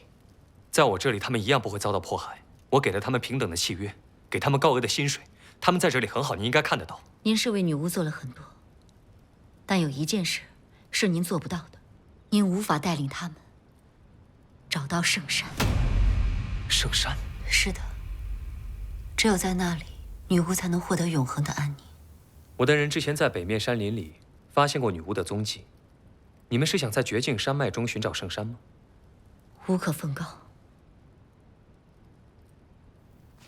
既然如此，我是绝不会答应的。2个月后就是邪魔之月了，群山之中又是冰雪又是邪兽，我不会让安娜和娜娜瓦以身犯险。要不这样好了，圣山什么时候都能找，你们干脆都来边陲镇过冬吧。等冬天结束了再去找也不迟。您说，把公主会带到边陲镇来？您真是有趣，那是不可能的。殿下，就算您不怕女巫，可害怕女巫的人太多了。女巫一旦暴露，教会很快就会找上门来。您为什么宁愿冒这么大的风险，也不愿让他们走？因为他们对我很重要。既然如此，您一定不希望安娜有生命危险吧？你说安娜会有生命危险？是的，这就是我为什么必须带她走。安娜要成年了，成年夜是所有女巫要面临的第一道鬼门关。大多女巫都会在邪魔之月觉醒，也就是相传地狱之门开启的日子。成年是女巫的一道分界线，18岁后仍未觉醒的女子基本不会再有可能成为女巫，而18岁之前觉醒的，则每年都会在觉醒之日遭受邪魔尸体的痛苦，每根血管和筋腱都胀痛难忍，到最后，皮肤会渗出血液，眼珠会突出眼眶。如果能熬过去，休息4、5天，身体会缓缓恢复。但坚持不下来，都会在这番折磨中死去，而且死状惨不忍睹。血水夹杂着内脏从身体孔洞中喷出，遇到空气会化作阵阵黑雾。最终，当所有能喷的都喷出后，地上只剩下一层焦黑的表皮。许多女巫都会死在成年这一天，这便是我们被视作魔鬼化身的证据。安娜她马上就要成年了，在公主会里，我们知道怎么照顾她，活命的几率会大得多，而圣山也会给我们带来永恒的安宁。因此，我必须带走安娜和娜娜瓦。或许他们对殿下您的宏图大业不可或缺，但是我还是希望你能给他们一个活命的机会。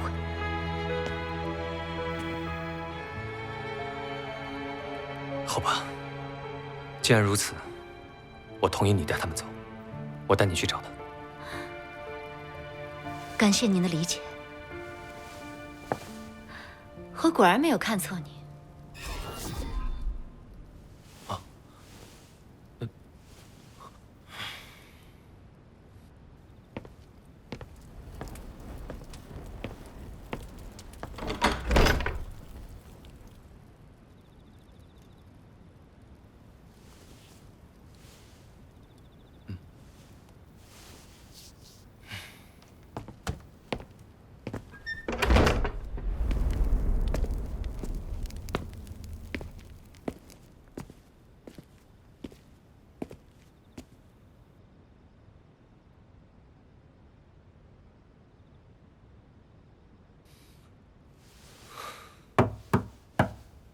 谁啊？是我，安娜小姐。这么晚了，真不好意思，有重要的事情需要找你聊一下。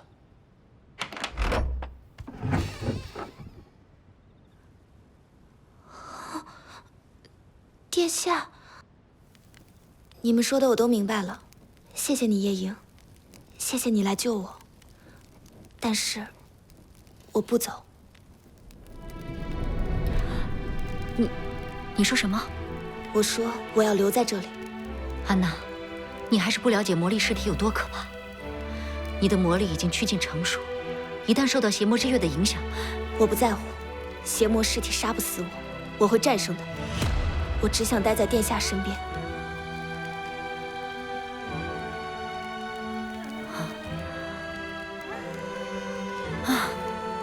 好吧，既然如此，我也暂时留下来好。怎么？您刚才不是还想让共助会都来边陲镇吗？我有经验，等到成年之日，我好歹能帮上点忙。假如你没能挺过去，我也有处理后事的经验。我一定能挺过去。接下来这段时间，打扰了。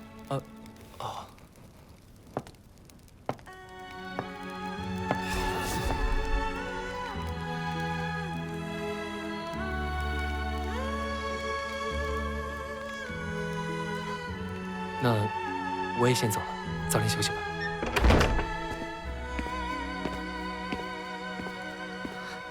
是，殿下。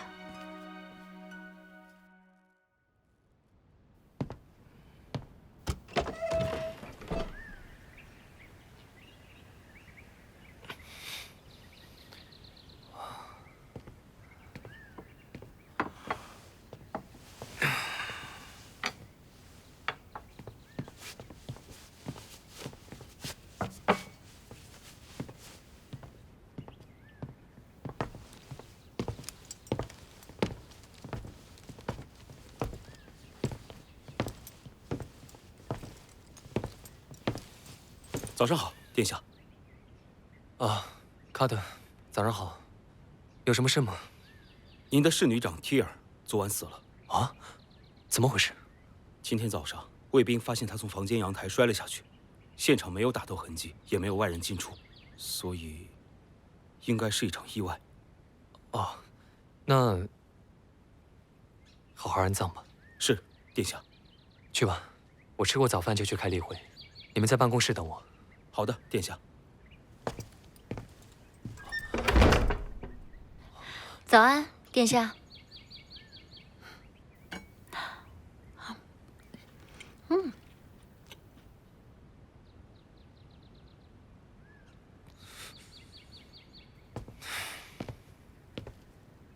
是你干的。既然要在殿下您这里蹭几天饭，自然要帮殿下解忧嘛。知道是什么人派他来的吗？其实我也没下死手，他牙齿里藏了毒药，见到我就自杀了，我只好伪造成一场意外。看起来有人绑架他妹妹作为人质，派他来杀我。应该是我的兄弟姐妹派过来的吧？贵族间的亲情一向如此。算了，您快去开例会吧，别让人家等急了。可是我还没……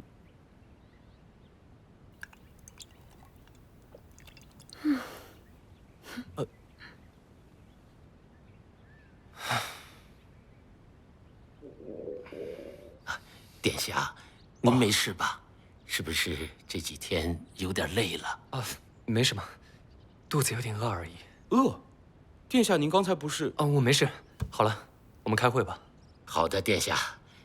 这次和柳叶镇的矿石交易，由于是按市场价50%卖的，我们只赚了200金龙，除去购买食物和城墙施工的花销，还剩下90枚。虽仍不宽裕，但过冬应该不难。可是您昨天宣布了召集民兵队，这部分支出就只能从您的个人金库出了。卡特，招募民兵队的事情怎么样了？这应征的人是很多，计划招募的100人队基本上都招满了，只是这支部队的训练和指挥都很成问题。我们不可能指望这样一帮工人和农民抵御协少，他们甚至连剑都不会握。你的意见是，我们需要骑士。我知道殿下也许不喜欢当地那些贵族们，但是我还是觉得我们应该去争取一下包利斯男爵和骑士们的支持。请殿下允许我去见包利斯男爵，这事关边陲镇的安危。我想，我们是有机会征召他们参与战斗的。我明白了，卡特。你去约一下包利斯男爵，就说我明天上午会去拜访。是，殿下。谢谢您的理解。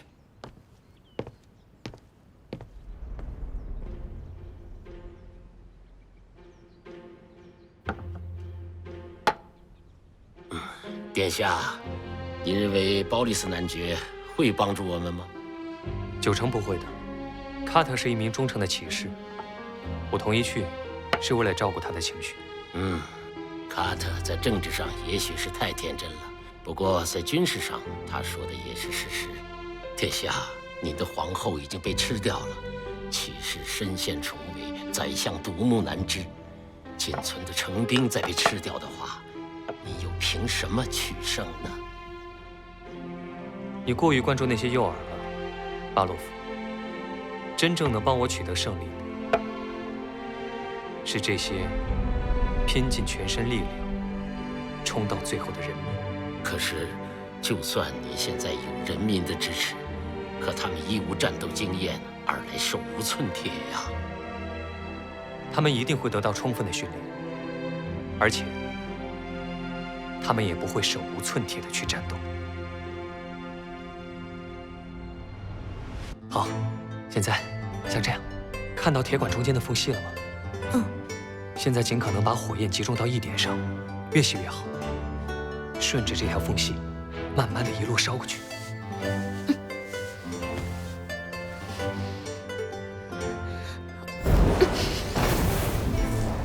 再努力收回来一点，让所有的温度都集中到指尖上。集中，再集中一点。就这样，没错。慢慢的，啊，顺着这条缝隙，对，烧过去。再慢一点，稳住，啊，稳住。你做到了。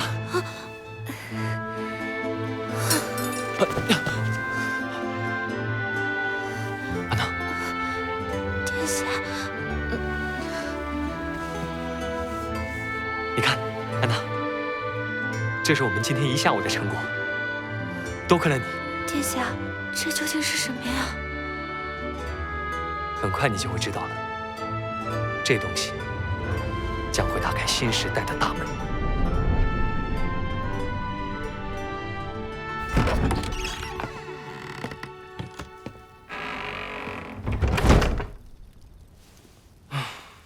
晚上好啊，殿下。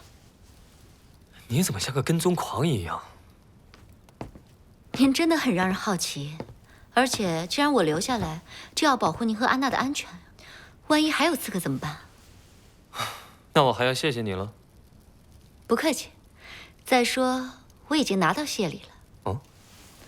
您今天让安娜做的就是这个东西吧？你从我办公室拿走的？我只是觉得这东西也许有用。共助会里也有会使用火焰的人。随便你拿去好了，我可以再画一幅。您对安娜确实很好，她也很信任您。我已经记不清信任和被信任的感觉了。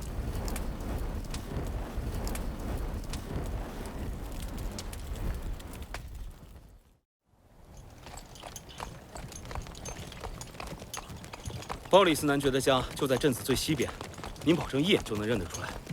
在边陲镇上，他的房子绝对算得上豪宅了。哦，据说是请了辉宝的设计师，用了上好的木材和石材建造的，即便是放在辉宝，也绝不逊色。他逢人便吹牛说，他的房子价值150枚金龙。那我倒是要好好见识一下。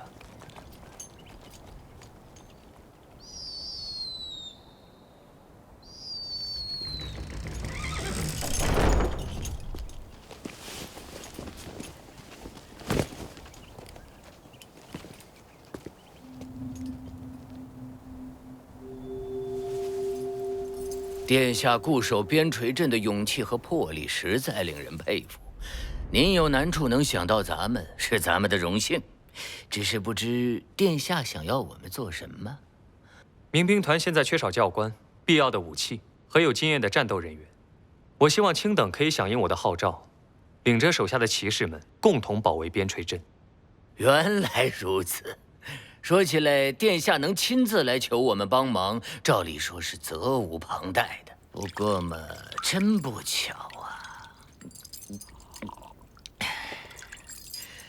我手下的骑士们刚刚打了一场猎，现在很疲惫。再说和邪兽交手的事情凶险得很，我不能派他们去送死啊。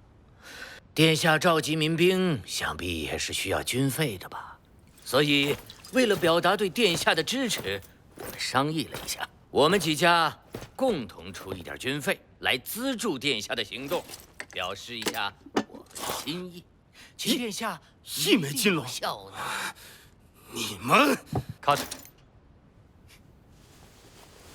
你们的好意，我接受了。殿下，那么今天就打扰到这里了。腿脚不方便，我们就不送了。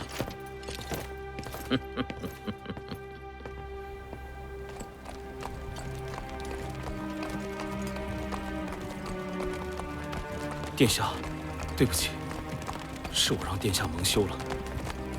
虽然我知道他们可能不会帮忙，可谁会想他们竟然如此，简直侮辱骑士的忠义之心。不要在意这些，卡特，我早就料到是这样的结果。至少这一枚金龙也够卡尔先生1个月的工钱了，而且这也让我们明白，要想在这里立足，我们不能依靠贵族。可是，如果不依靠贵族和骑士们，如何训练那只乌合之众？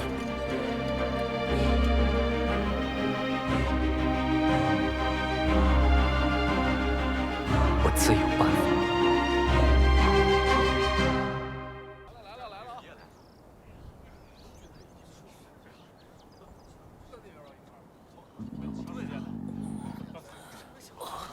哟，班纳！哎，你们怎么来了？你不是也来了1个月25枚银狼海管饭，不来是傻子。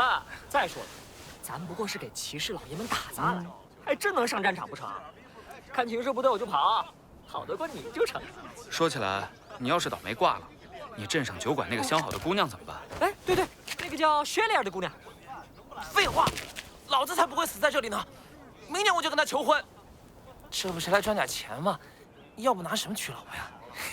你要是挂了，抚恤金更多。呸！我才不会那么傻呢，那不便宜别人了吗？别傻了，能拿到报酬就不错了，还抚恤金呢。30枚银狼不够你娶老婆的。安静！所有人立正列队，辉宝王国第4王子罗兰·温布顿殿下到。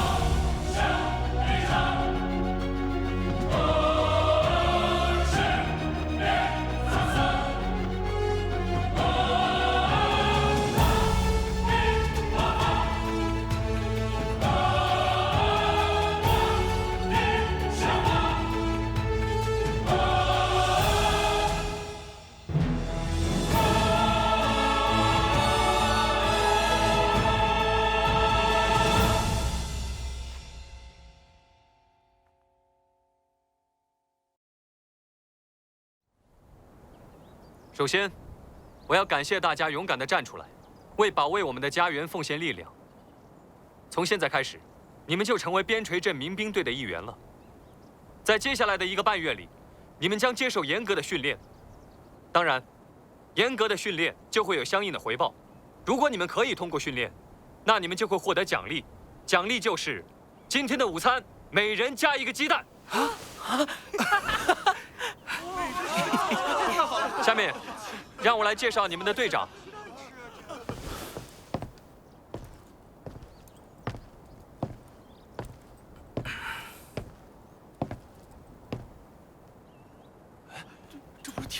我相信你们大家都认识他。铁斧是最优秀的猎人，他愿意为保卫边陲镇而战，我在此对他表示感谢。我也以罗兰·温布顿之名向大家许诺，凡是训练成绩优异或是在战场上英勇奋战者，不论出身，我都将授予他官职。好了，铁斧，开始训练吧。是，殿下。全体注意，下面开始进行第一项训练内容。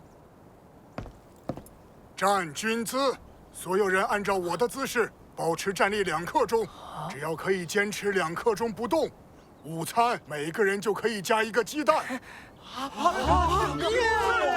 挺胸，抬头，提臀，收腹，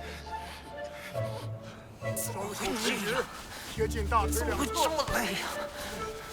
一动也不准动，维持2刻钟。坚持住啊，凡娜！再坚持1小会儿，就能吃到鸡蛋了。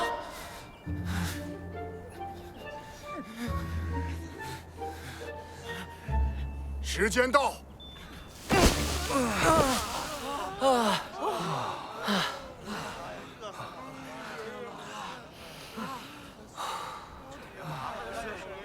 我们做到了！午餐有鸡蛋吃了。哎，我有1年没吃过了。凡娜，你没事吧？没想到只是站着，都比做碎石匠累。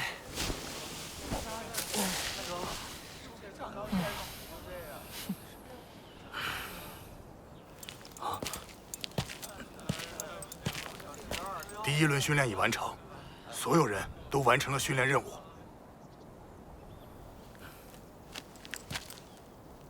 Cut。是，殿下。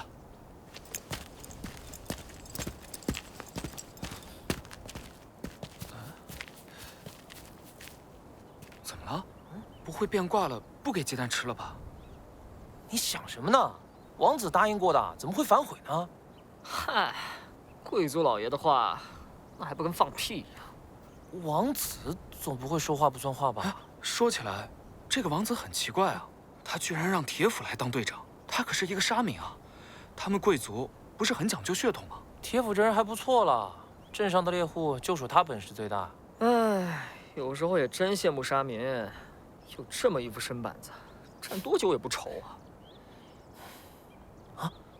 哎，别吵了，看，那个骑士老爷回来了。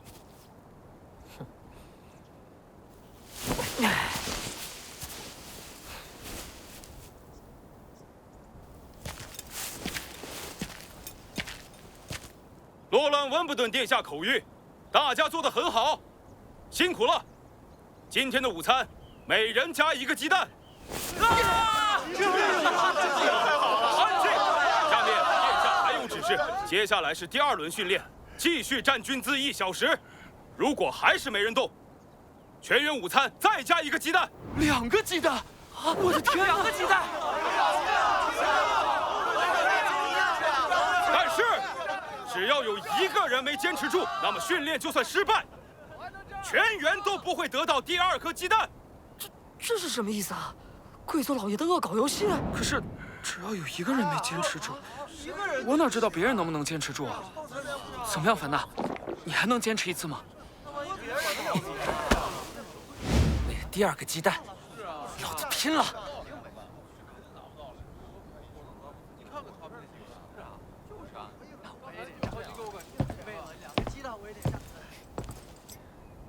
看来你有话对我说啊，卡特。没关系，说吧。殿下，我不会违背您的决定。但是，这群人都是乌合之众。我见过太多次了，上了战场，他们比谁跑得都快。而且，现在的训练，说实在的，我也不明白到底有什么意义。我们总不能只靠站着不动来打败邪兽吧？现在贵族和骑士们不站在我们这边，我本想拼上这条命，至少教会这些人拿剑。而且，您真的要这个沙民来做队长吗？他不属于辉宝，甚至不属于大陆王国。用你的方法，2个月里能把他们训练成对抗邪兽的战士吗？这不能。以我的经验，起码要5年。若想要达到骑士标准，还要5年。所以，我并非以战士或骑士的标准来训练他们。我很清楚，仅仅2个月我能做什么，也很快就会见到训练成果的。是，殿下。至于铁府的事，女巫也不属于辉宝，但他们都属于边陲镇。再说了，这里还不是由你看着的吗？比起沙弥，你还是多关心下这个。是。这是之后的安排，以后的训练要严格按此执行。是。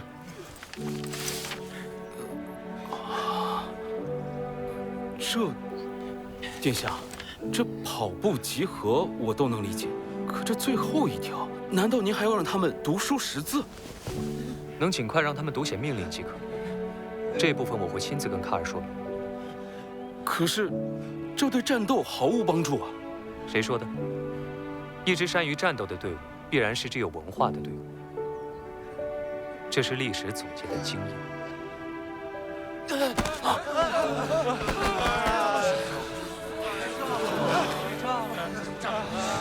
排好队领取午餐，谁也不许抢，保持秩序，每个人都有份。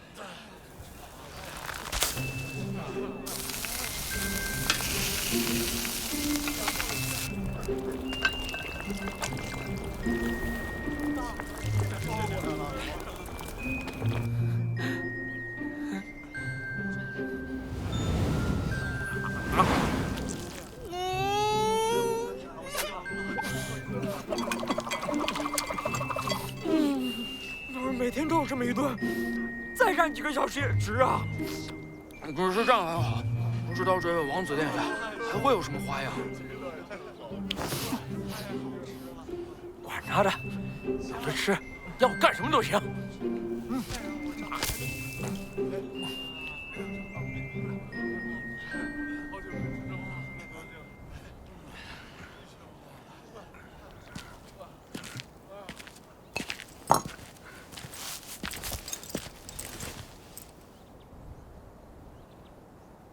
下午的训练从露时开始，直到太阳落山，所有人围绕边陲镇慢跑3圈，必须全员完成。明白了。倘若有人掉队呢？他们可以互相帮助，搀着、拉着、背着，不论用什么方法，都必须要全员完成。这是王子的命令。如果所有人都能完成训练，那么晚餐每人再加1个鸡蛋。听起来不错。祝你们好运。啊，对了，吃完晚饭，我建议你们早点睡，能多睡一会儿是一会儿。今天他们会睡得跟死猪一样，是吗？我建议你们最好不要睡得太死。下午的训练内容是从露时开始到太阳落山结束，围绕边陲镇慢跑3圈。你们可以互相帮助，搀着、拉着、背着。中途实在跑不动了，哪怕是休息一会儿，也必须坚持继续跑完3圈。如果所有人都能在太阳落山前完成训练，那么晚餐就再加1个鸡蛋。如果有1个人没能按时完成训练，那么全员都得不到这第3颗鸡蛋。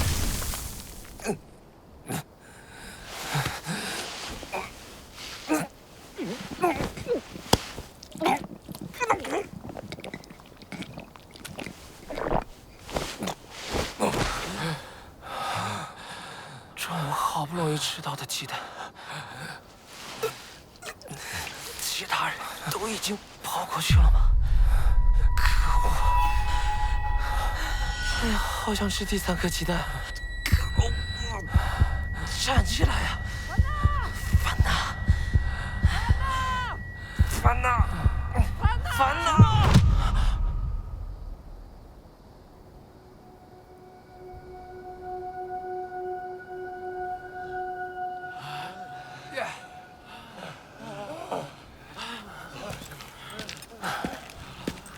怎么样？所有人都完成了吗？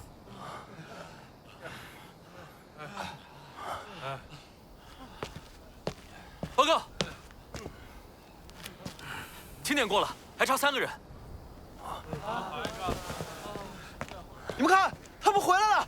啊，回来了！回来了！回来了！哎！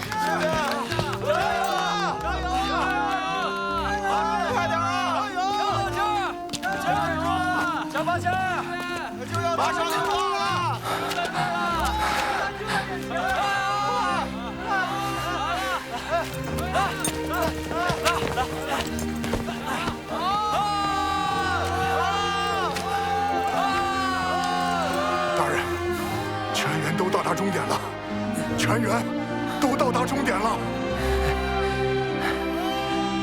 可以认定，全员训练完成。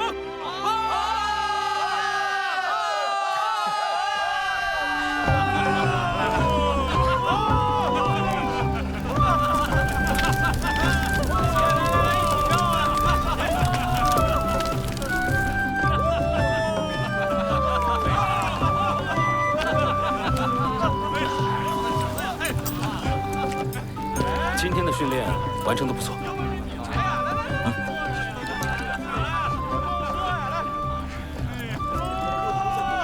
今天晚上还有一次训练。还有一次训练。要好好的睡一觉。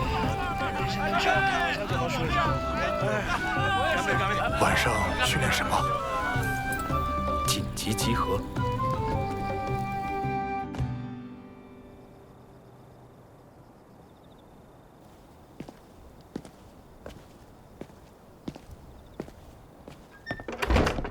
晚上好啊，殿下。你也太辛苦了，到现在刚回来还要办公。我趁热帮你把培根吃掉了。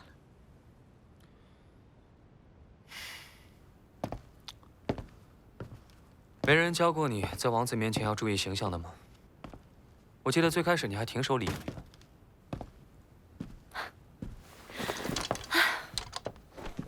像这样吗？不过，你明明要人准备了2人份的晚餐吗？难道不是为我准备的吗？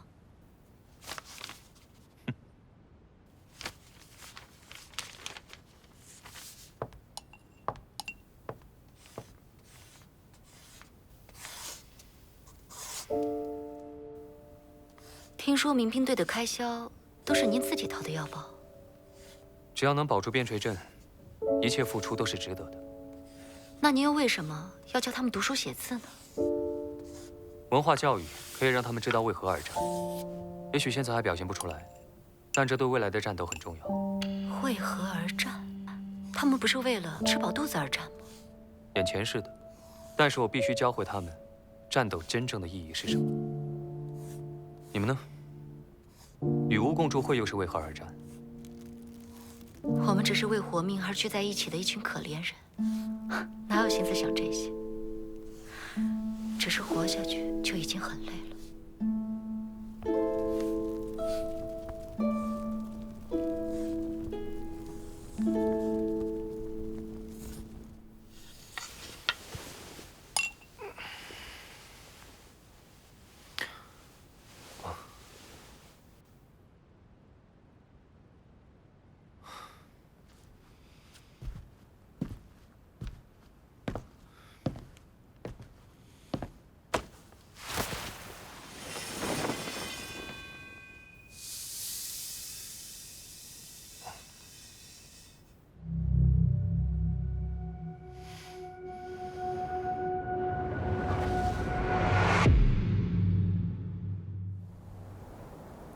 殿下，这就是您说的新武器？这是一种可以远程击杀敌人的武器，叫做火枪。昨天铁匠铺刚刚装好的。远程武器，像弩箭那样的吗？射速比十字弩和弓箭会慢，但胜在射程和威力。我给你们演示一下用法。哦，殿下，这不就是血粉吗？是，但是又不完全是。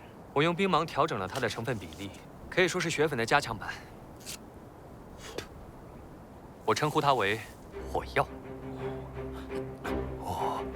现在你们照我说的做，用牙咬开纸包，撒一点火药到托盘上，盖好盖子。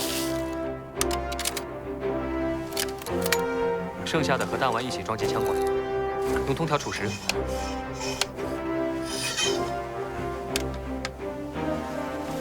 拿起枪，对准我们的目标，用肩膀顶住枪托。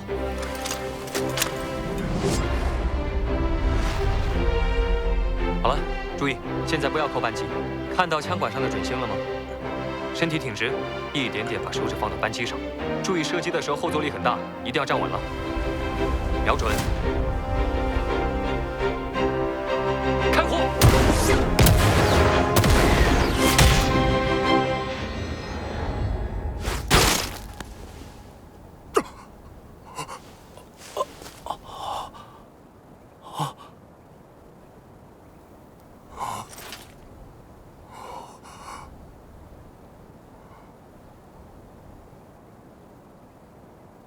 这威力太惊人了！如果当年能有这样一把武器，我那些同伴……殿下，这东西的产量，目前只有这2支。我已经吩咐铁匠铺加工加点，赶在邪魔之月之前，应该还可以再生产2支。哦，我知道你们在想什么。这是一把威力强大的武器，强大到可以改变很多现实。然而，再强大的武器，终究只是工具。对你们来说，最强大的武器，永远是信赖和忠诚。强大的战士才能驾驭强大的武器。它是交给你们使用的，不是用来取代你们的。卡特，铁斧，用它保卫边陲镇，保卫我们的人民。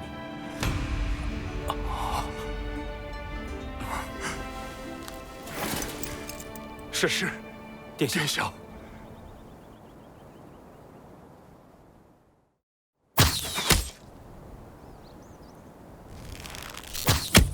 哦，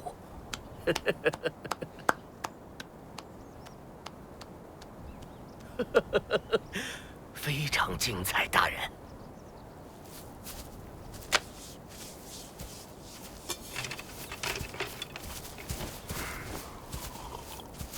我听说那小子到你那儿登门拜访。是的，大人，他想要征召我们为他卖命，简直是白日做梦。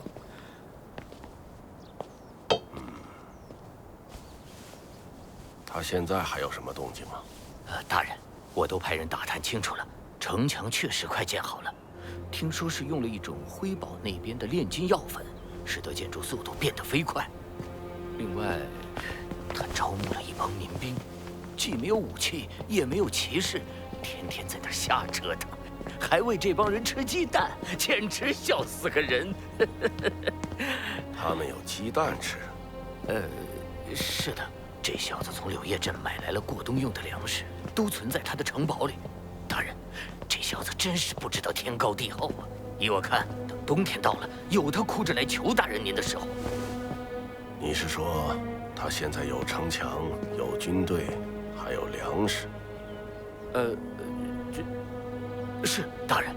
鲍里斯，也许就像你说的那样，他的城墙脆弱不堪。他的军队不堪一击，他的粮草也有限。不过，我绝对不会给他任何一点机会。1、2、1，1、2、1，1、2、1，1、2、3、4，1、2、3、4，1、2、1，1、2、3。真想不到，民兵队居然也有模有样了。铁斧还挺有本事的。布莱恩，我觉得你应该加入民兵队。你说什么？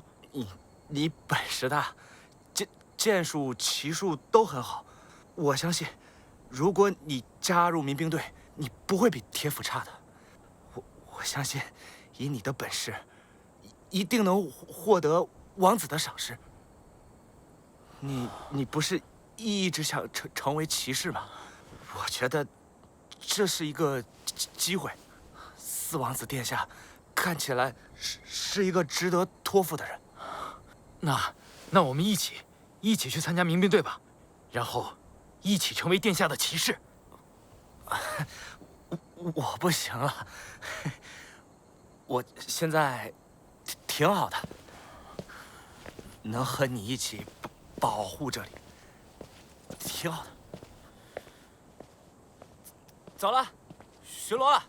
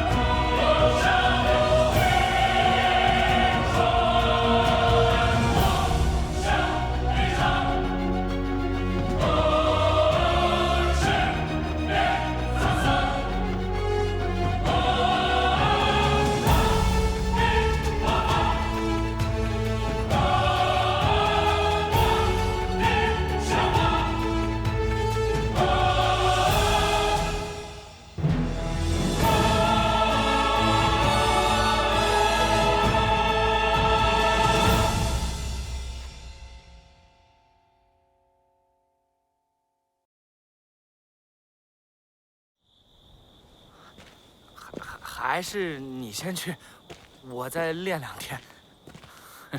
你自信一点。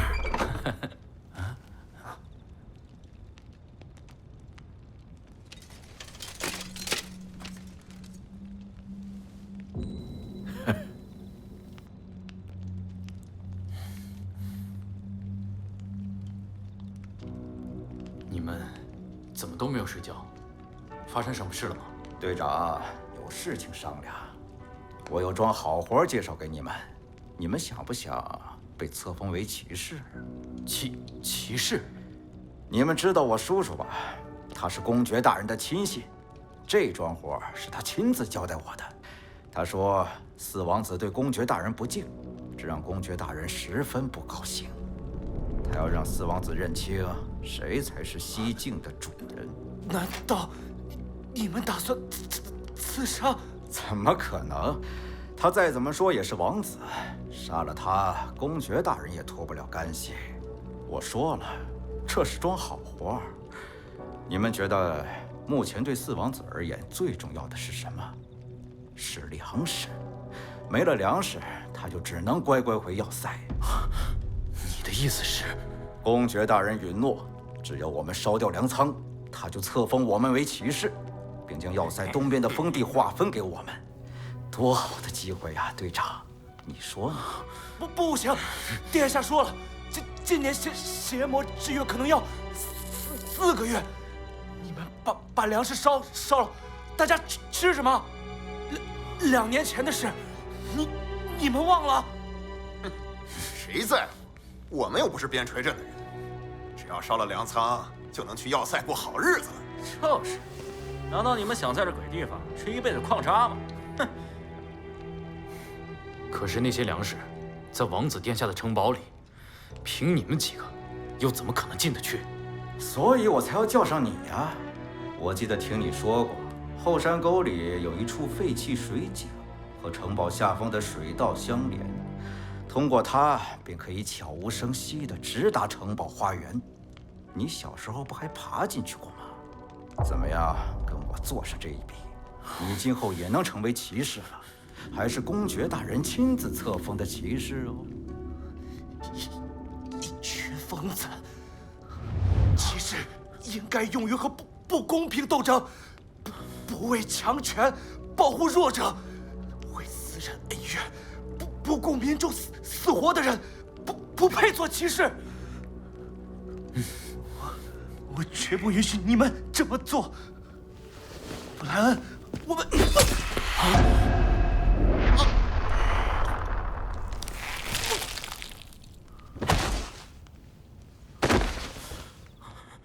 灰狗，灰狗，灰狗！现在明白该怎么做了吧？走吧，队长大人。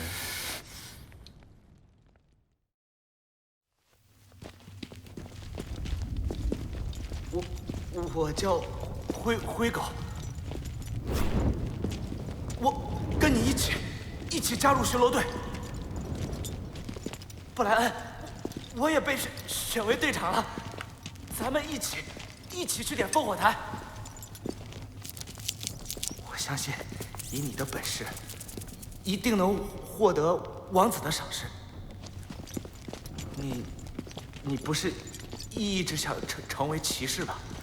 能和你一起保护着，挺好的。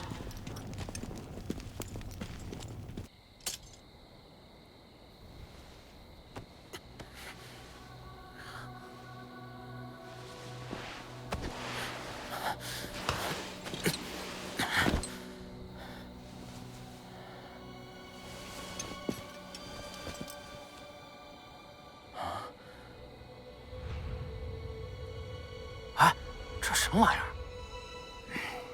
管他的，别发呆了，走。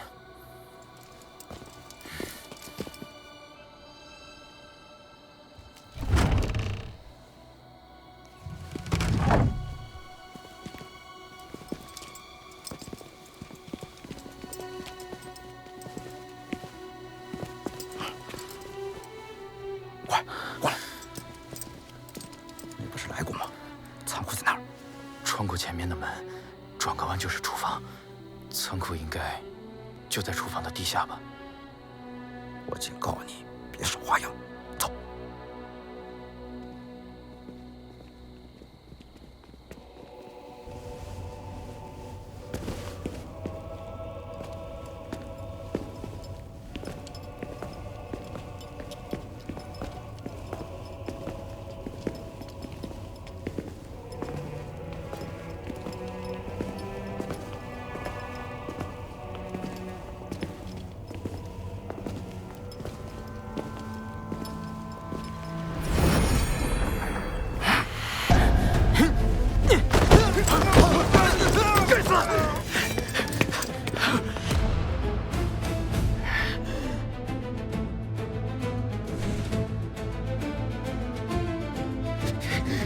找死！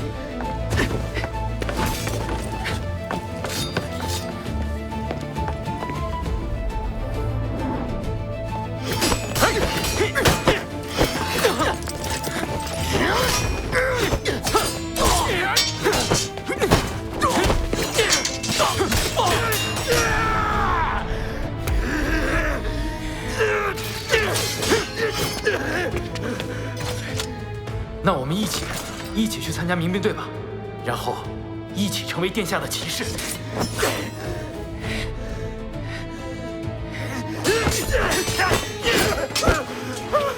耶！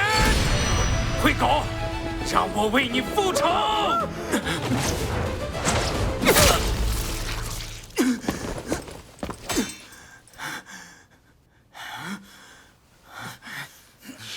你不是巡逻队的人，你是什么人？毒蛇大人，多亏你出手。废物，这么多人都搞不定一个，还要我出手？你就是长歌要塞那个有名的骑士毒蛇，是莱恩公爵派你来的。没错，而你会死在这里，成为放火烧粮的凶手。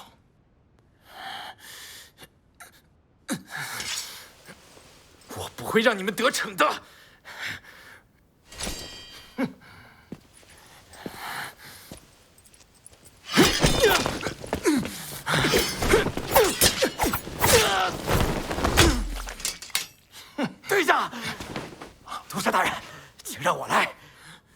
知道伤到我的代价。做得利索点，别忘了我们的正事。是。相信我，你会死得很痛苦。对不起，灰狗，没能成为骑士，也没能替你复仇。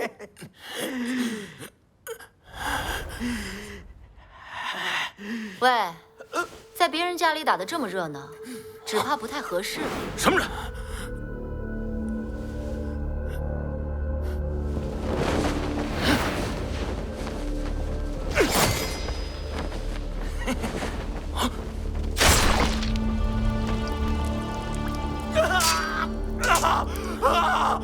从阴沟里溜进来的老鼠，把你们的脏手从我的小鱼干上拿开！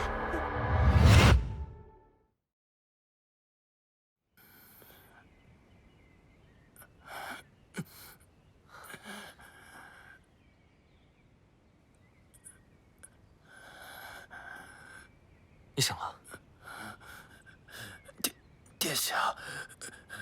不要动，你的伤还没完全好。殿下，我这是……你的事迹我也知晓了，布莱恩。你救了边陲镇的粮食，也是边陲镇的英雄。我代表整个边陲镇的居民，向你表示感谢。殿下，不，我的朋友灰狗才是真正的英雄。我明白，希尔斯梅德，也就是凶巴，一进刑房就交代了所有的罪行。你放心，灰狗会得到一个合乎他身份的葬礼，他的家人，我也会妥善安置，今后不用再为生活担忧了。谢谢你，殿下。殿下，凶巴他还活着。我们抓住了2个活口，一个就是凶巴，还有1名长歌要塞的骑士，他们都已经招供了。你先好好休息，我以温布顿之名向你保证，凶手一定会得到应有的惩罚。巡逻队的工作我已经安排其他人去做了，等到邪魔之月结束，我将会为你举行册封礼。殿下，您的意思是？是的，布莱恩，你将成为我的骑士。您刚才说要惩办凶手，不过这恐怕不那么容易。怎么了，巴洛夫？这件事肯定和长歌要塞的莱恩公爵有关。那个断掉手臂的人，是莱恩公爵身边的骑士，绰号叫毒蛇。还有那个叫希尔斯的家伙，虽然只是个平民，但是他远房叔叔就是包利斯男爵，多少也是有一点贵族的关系。他们此次联手来烧粮，定然是莱恩公爵的命令。这些人闯入殿下的城堡，还意图烧粮，按理是要处以极刑的。但是不论是要塞的骑士，还是男爵的亲戚，都是可以花钱买赎罪券的。而且，如果他们真是公爵派来的，公爵必然不会坐视不管。你的意见是什么？依我看，不妨静观其变。他们行动失败了，要塞应该马上就会有动作。殿下，包利斯男爵求见。卡特，去把娜娜瓦接来，为布莱恩治伤，注意避人耳目。是，殿下。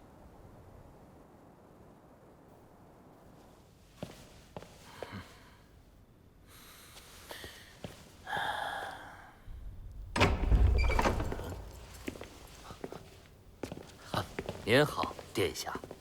卿此次前来，是有什么事吗？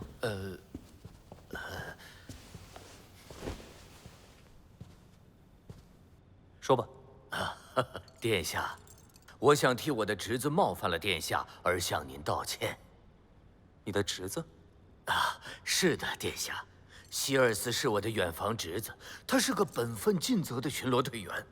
听说他昏了头，竟然在巡逻队长的命令下潜入殿下的城堡，做出这种傻事。我回去定要好好责罚他。我这几天又筹了一些金龙，我给殿下带来了，作为他的赎罪金。另外，我听说一起被捕的还有一位骑士，这位骑士是长歌公爵的侍卫队长，这次不知道怎么竟然也被卷入到这场意外中。如果可以的话，这次也想一起替他赎罪。这里有50枚金龙，还请殿下高抬贵手。卿是想说，此次暗杀事件是莱恩公爵安排的？啊？不，莱恩大人对此事毫不知情啊！是吗？也就是说，此次行为完全是公爵大人的侍卫长的个人行为。是的，公爵大人忠于辉宝王室，绝不会允许此类行为的。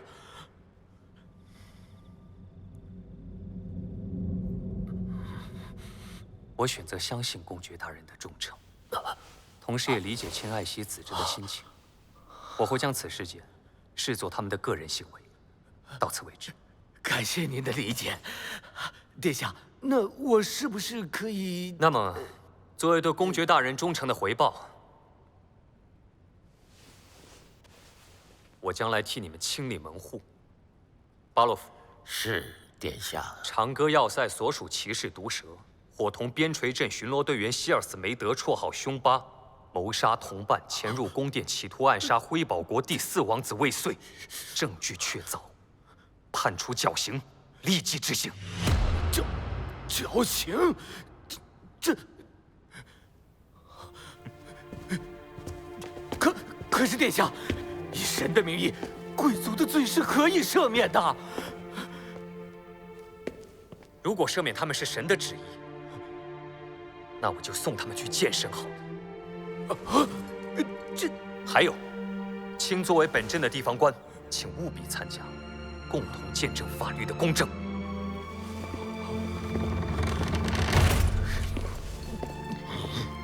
今天，我们处死了2名罪大恶极的犯人。昨天夜里，他们试图刺杀我，还带人潜入粮仓，打算烧掉大家过冬的粮食。但所幸被布莱恩和灰狗及时发现，多亏2人的顽强抵抗，我们的粮食才没有被烧毁。然而，他们一个身负重伤，另一个则在战斗中英勇牺牲了。有的人的死轻如鸿毛，有的人的死则重如泰山。恶人既已得到严惩，英雄的牺牲更应得到大家的尊重和悼念。我会封2名英雄为骑士，并且为灰狗先生举行盛大的葬礼。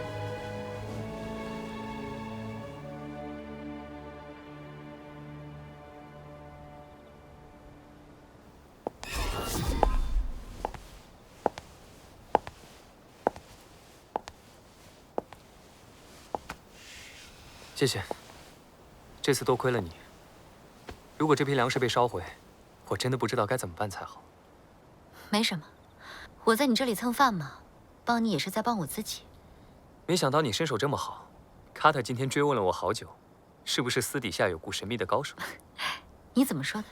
我说，那位神秘的高手还不能露面，等到时机成熟，我再告诉他。我并不比你的首席骑士更厉害，只是有点属于女巫自己的防身小技巧吧。之后类似的事件也许会越来越多。你干脆这事留下来，当我的暗卫。我给你1个月2枚金龙，做午休2，带薪年假怎么样？啊，带薪年假？就是每年都可以有几天边休息边拿薪水。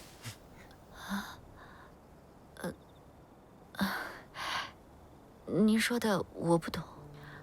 殿下，您今天以神的名义处死了那2个人，他们是骑士，是贵族的亲戚。然而，您又违背了神的意志，救下了安娜，保护了娜娜瓦。神对您来说，究竟是什么？狩猎女巫的不是神，而是教会。你我都知道女巫是无辜的，所以我救下他们。无论是骑士还是贵族，犯罪就是犯罪，就自然要受到应有的惩罚。区别在于，法律是为了保护谁而制定的。在历史的长河中，有多少神是被不同的人信奉？就有多少罪恶是以神的名义进行的。我只是在为我的人民做我认为正确的事情。我相信真正的神可以理解我的行为，若他不理解我，则他就不是神。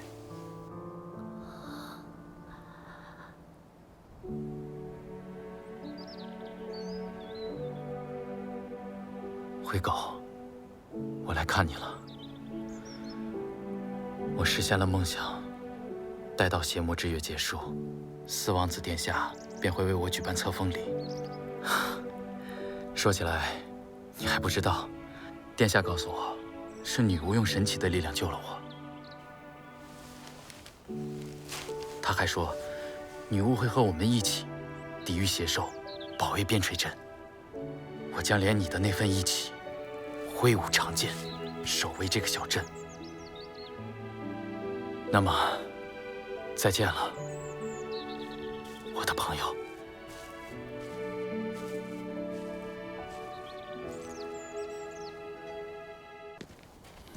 大人，亵渎，那是彻彻底底的亵渎。他毫无怜悯之心，当着我的面绞死了我的侄子和您的骑士。阁下，我和骑士团都准备好了，就等您一声令下，我们就踏平边陲镇，用那小子的头盖骨当顽石。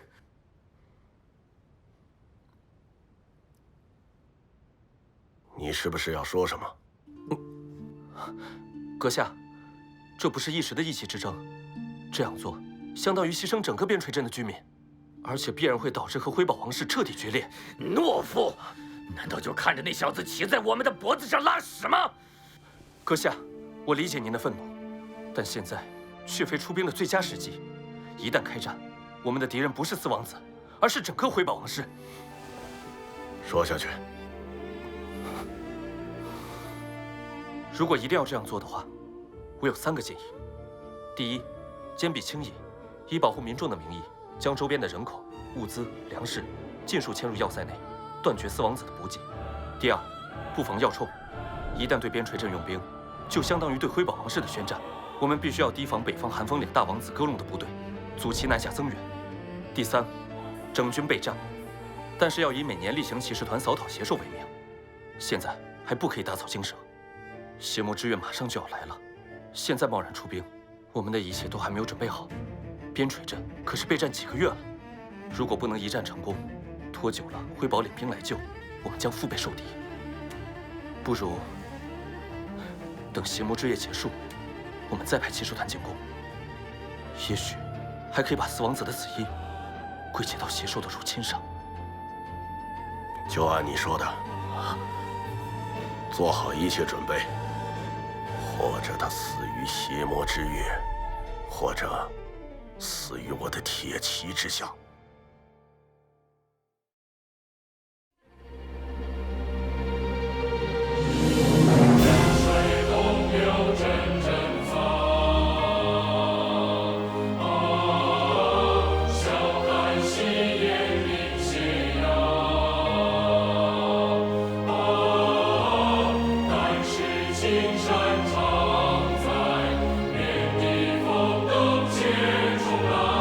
从此。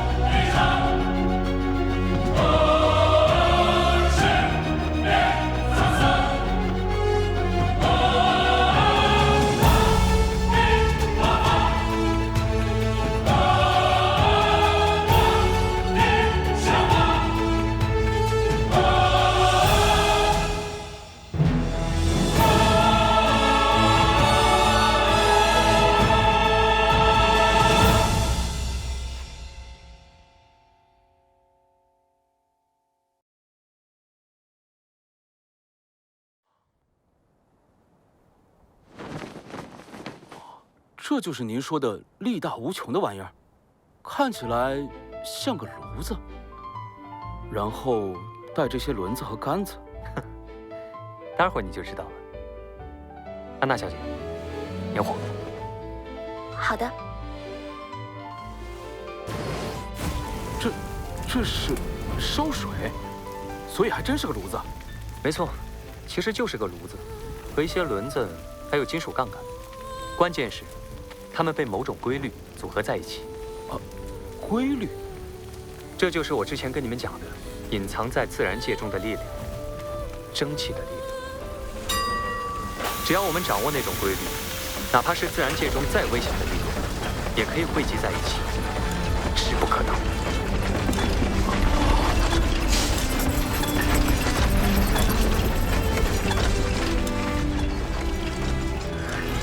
殿下，这东西叫什么？我称呼它为蒸汽机。这是第一台，我们就叫它蒸汽1号好。蒸汽1号，那以后还会有2号、3号了。是啊，你还记得焊接的方法吧？嗯，交给我吧。好的。好的。是，殿下。你怎么看？殿下，这力量真是太惊人了。您说它能取代人力和畜力，我现在相信了。这么大的力量，只怕10个骑士都难以抵挡。培养一名合格的骑士需要15年，制造一台这样的铁炉却只需3天，算上铁匠打造零件的时间，也不过1个星期。殿下，这样一来，我们骑士还有必要存在吗？你又来，他将取代的是马，不是人。你不是也跟我说过吗？骑士是一种精神传承，骑着马匹冲锋不过是一种形式。骑士永远都是骑士，火枪代替是你们的弓箭和长矛，而蒸汽机将会成为你们新的铁器。是，殿下。而且我现在还不会把它投入军事领域了，我打算先把它投放到北面的矿山去，它会大幅增加我们的矿石产出效率。配合安娜小姐的能力，我们的生产力会得到质的提升。卡特，你现在就领人往矿山内铺设铁轨，然后把绳索固定在蒸汽机上，送它进矿山工作。以后，我们用蒸汽机运送矿石，这样就能省去人工，出产速度也会大大加快。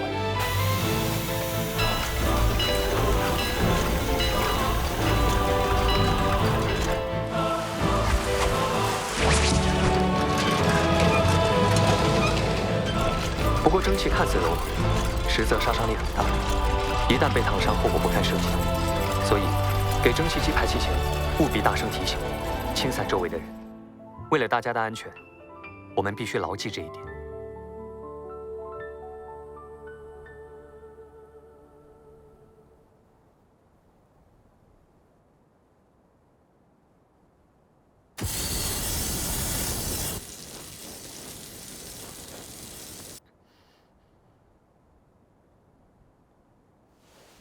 安娜姐姐，要不要休息一会儿？啊，没事，我就来。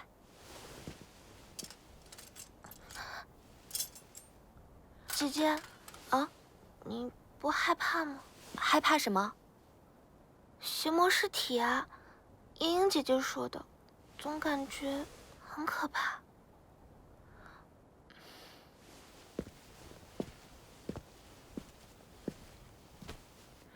啊，没关系的，我们一定会挺过去。我不知道，我可不像你那么坚强。我并没有多么坚强，我曾经觉得死亡就是我的命运，直到我找到了继续活下去的理由。你也一定会遇到让你想要活下去的理由，哪怕是挣扎着活下去。要是我也能帮到姐姐和王子殿下就好了。潘小姐。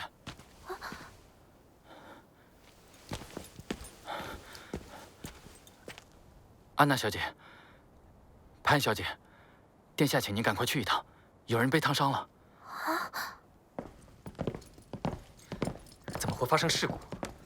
负责操作蒸汽1号的工人钉子，没有按照殿下的安全标准去进行放气操作，正好工头铁头经过他的视野盲区，伤势怎么样？这面部大面积烫伤，非常严重，只怕是撑不过今晚了。不行，快，让布莱恩把娜娜瓦带来救人。是，殿下，请等一下。怎么了，巴洛夫？殿下，布莱恩忠心耿耿，可是这些矿工不可信任。如果让潘恩小姐出手救人，那她女巫的身份和咱们这里有女巫的秘密可就保不住了。没关系，迟早的事。工业化刚刚起步，绝不能因为这种事故让群众对蒸汽1号产生恐惧。救人！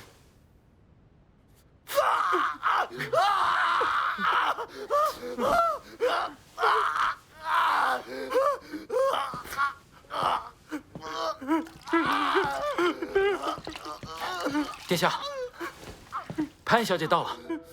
娜娜瓦，快进来！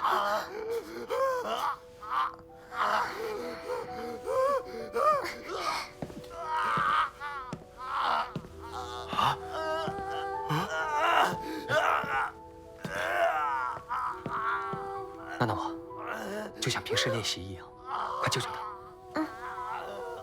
卡特，是。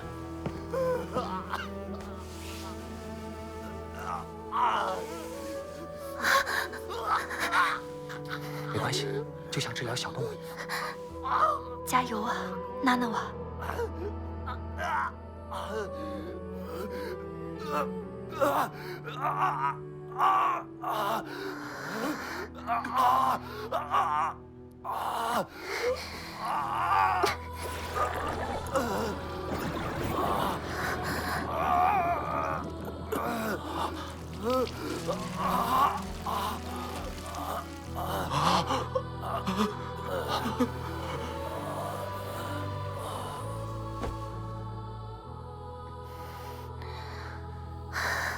干得好，娜娜瓦！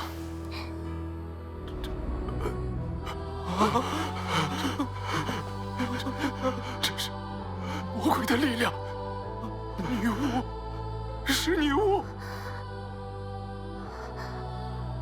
没错，女巫怎么了？我也不想再瞒你们了。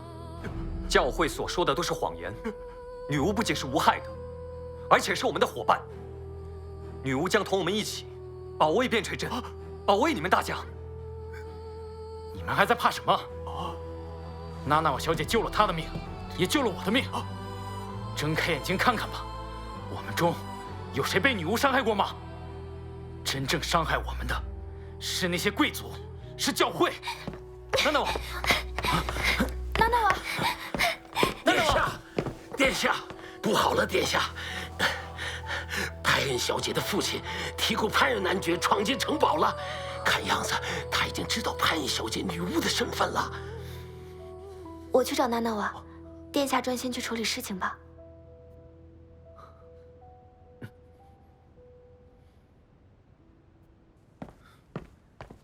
这里交给你，你好好劝劝他们。是，殿下。走吧，该来的都会来，让我们去会会他。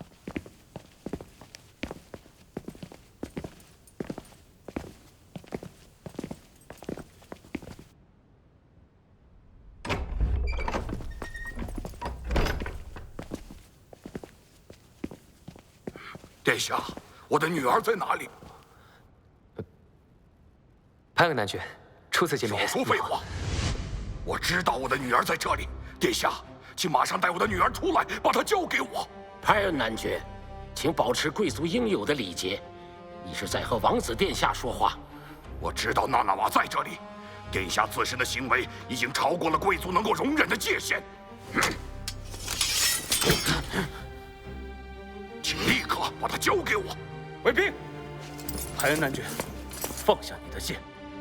卡特兰尼斯，早就听说过你，不过这里可不是灰堡。殿下小心！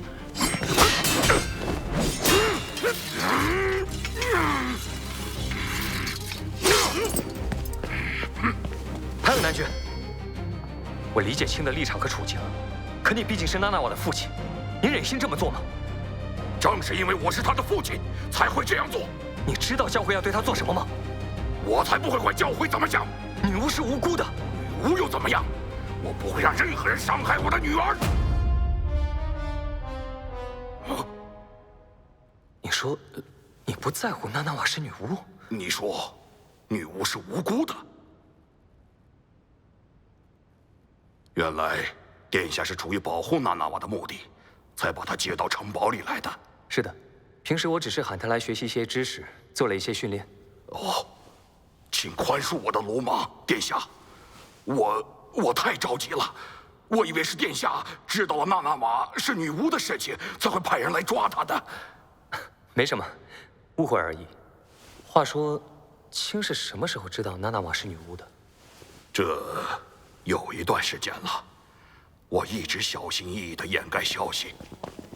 娜娜瓦，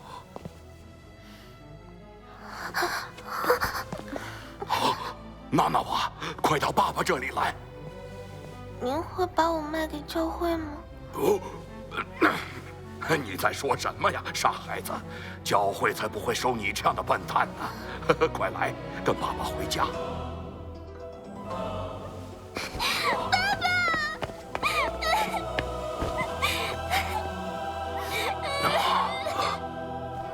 好了好了，爸爸才不会把你交给任何人呢。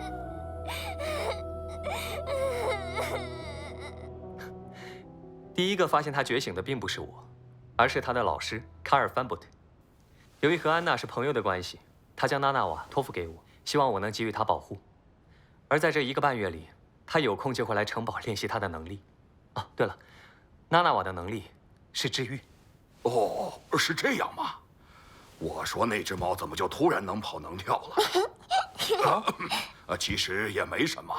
我回家时看到这孩子正抱着一只被马车撞到的猫坐在门口，我还打算从背后过去吓他一下，没想到那猫看到我就跑了，跑得那叫一个快呀！明明被撞断了腿来着。你们是朋友？卿看起来并不认为女巫是被魔鬼引诱的邪恶者。我的女儿当然不是什么邪恶者，不管她变成了什么。这一点毫无疑问，我也不这么认为。娜娜瓦的能力对于伤者来说意义非凡。派克男爵，卿刚才说不会把娜娜瓦交给任何人，不过我希望她能留在边陲镇，协助我一起对抗邪魔之月。殿下，请恕我拒绝。娜娜瓦还小，邪魔之月又这么危险，我一定要带她在身边。爸爸，不要说了，你懂什么？能治疗小动物有什么了不起？你在这儿还要给殿下添乱。殿下，您的开明让我刮目相看，可是其他镇民可不会这么想。我真的没办法让娜娜娃在这里冒险呐。你应该知道，现在边陲镇的危险可不只是邪兽而已。回头回家去，我领你去要塞，跟谁都不要提这件事，知道吗？进来。殿下，刚刚受伤的矿工们有话想对派恩小姐说。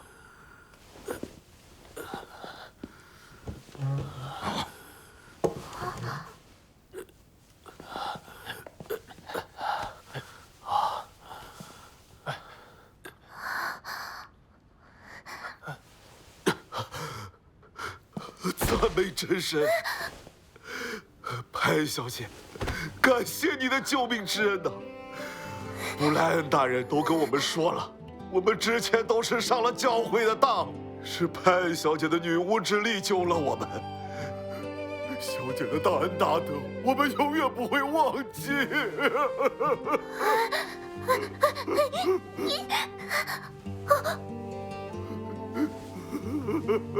派恩小姐就是我的女神啊！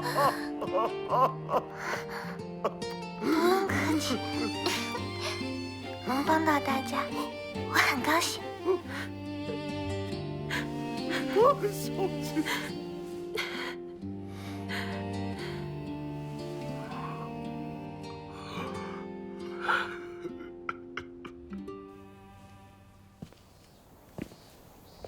潘恩男爵，听说卿的爵位继承自令尊，他曾是一名骑士，后来因为作战有功，被授予了男爵爵位和封地。正是如此，殿下。那是一场为无辜者挺身而出的荣誉之战。邪兽突破了要塞的防线，进入西境腹地，那是令尊的防区。他召集民兵，带着自己的侍从，正面与邪兽作战，并获得胜利。卿当时也是亲历者吧？是的，我当时只有10几岁，跟随父亲一同上的战场。领头的邪兽是一只混合种，体型巨大，像鹿又像牛，它的腿比我父亲的身体都要粗，奔跑起来地面都在颤抖。那家伙的兽角至今还挂在我家壁炉上。潘恩男爵，卿看起来并非传统意义上的贵族。卿的盔甲、佩剑，以及手上的硬皮剪子，骑士的精神仍然在卿的血液中流淌。殿下，这次我同样组织了民兵队，同样为了保护我们的家园和人民。潘恩男爵，我希望卿可以同我们并肩奋战。那，殿下，我能否将娜娜瓦送回长阁要塞？从未有人在这里抵挡过邪兽，万一失败的话，卿有没有想过，万一娜娜瓦在长阁要塞被人发现是女巫的话，会有什么样的后果？刚才你也看到了，边陲镇的人民接受了娜娜瓦，很快，娜娜瓦的名字会被人们像守护天使一样传颂。她在这里才是最安全的。边陲镇不会失守。当邪魔之月来临，我会在城墙上与领民并肩奋战。我们的对手不过是一群变异了的野兽，不是刀枪不入的魔鬼。令尊曾在毫无遮掩的平原上击败了他们，更何况我们还有道难以逾越的城墙。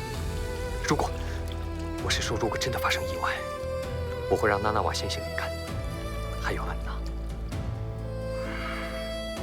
既然如此，我相信您，殿下。我愿意为您而战。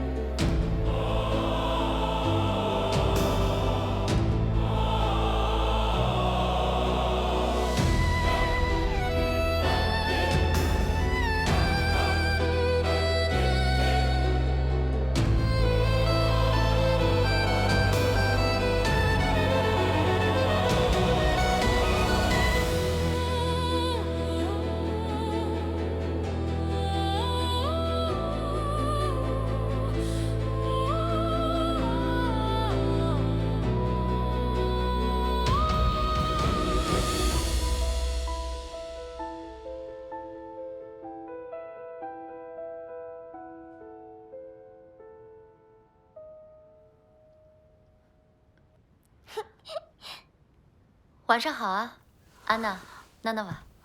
莹莹姐姐，我带了鱼饼来，要吃点吗？啊，鱼饼呀！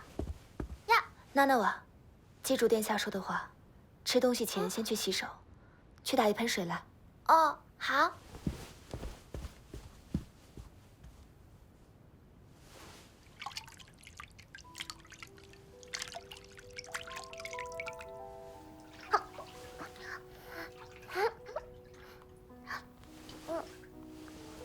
安娜，你真的不跟我回去吗？那里有很多姐妹，她们会好好照顾你的。绝境山脉虽然物资不多，可大家都是一家人，为了相同的目的聚集在一起。活在谜域中，可以看见魔力的轮廓。你的体内蕴藏着我从未见过的巨大魔力。这个冬天，我怕你自己撑不过去。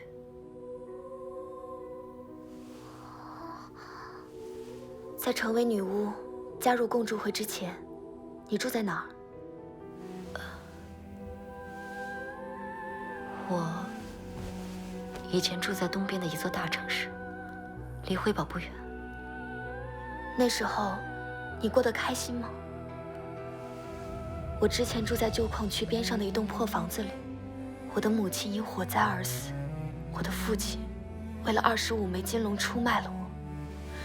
是殿下将我带出了牢笼，在这里，我过得很开心，很充实。但你出不了这个城堡。我们要去追求真正的自由，我正在追求真正的自由。如果圣山就是女巫的安稳和归宿，我想我已经找到属于我的圣山了。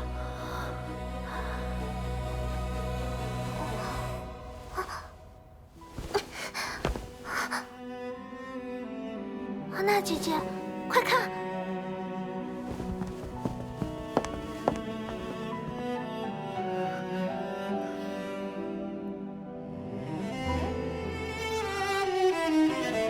下雪了。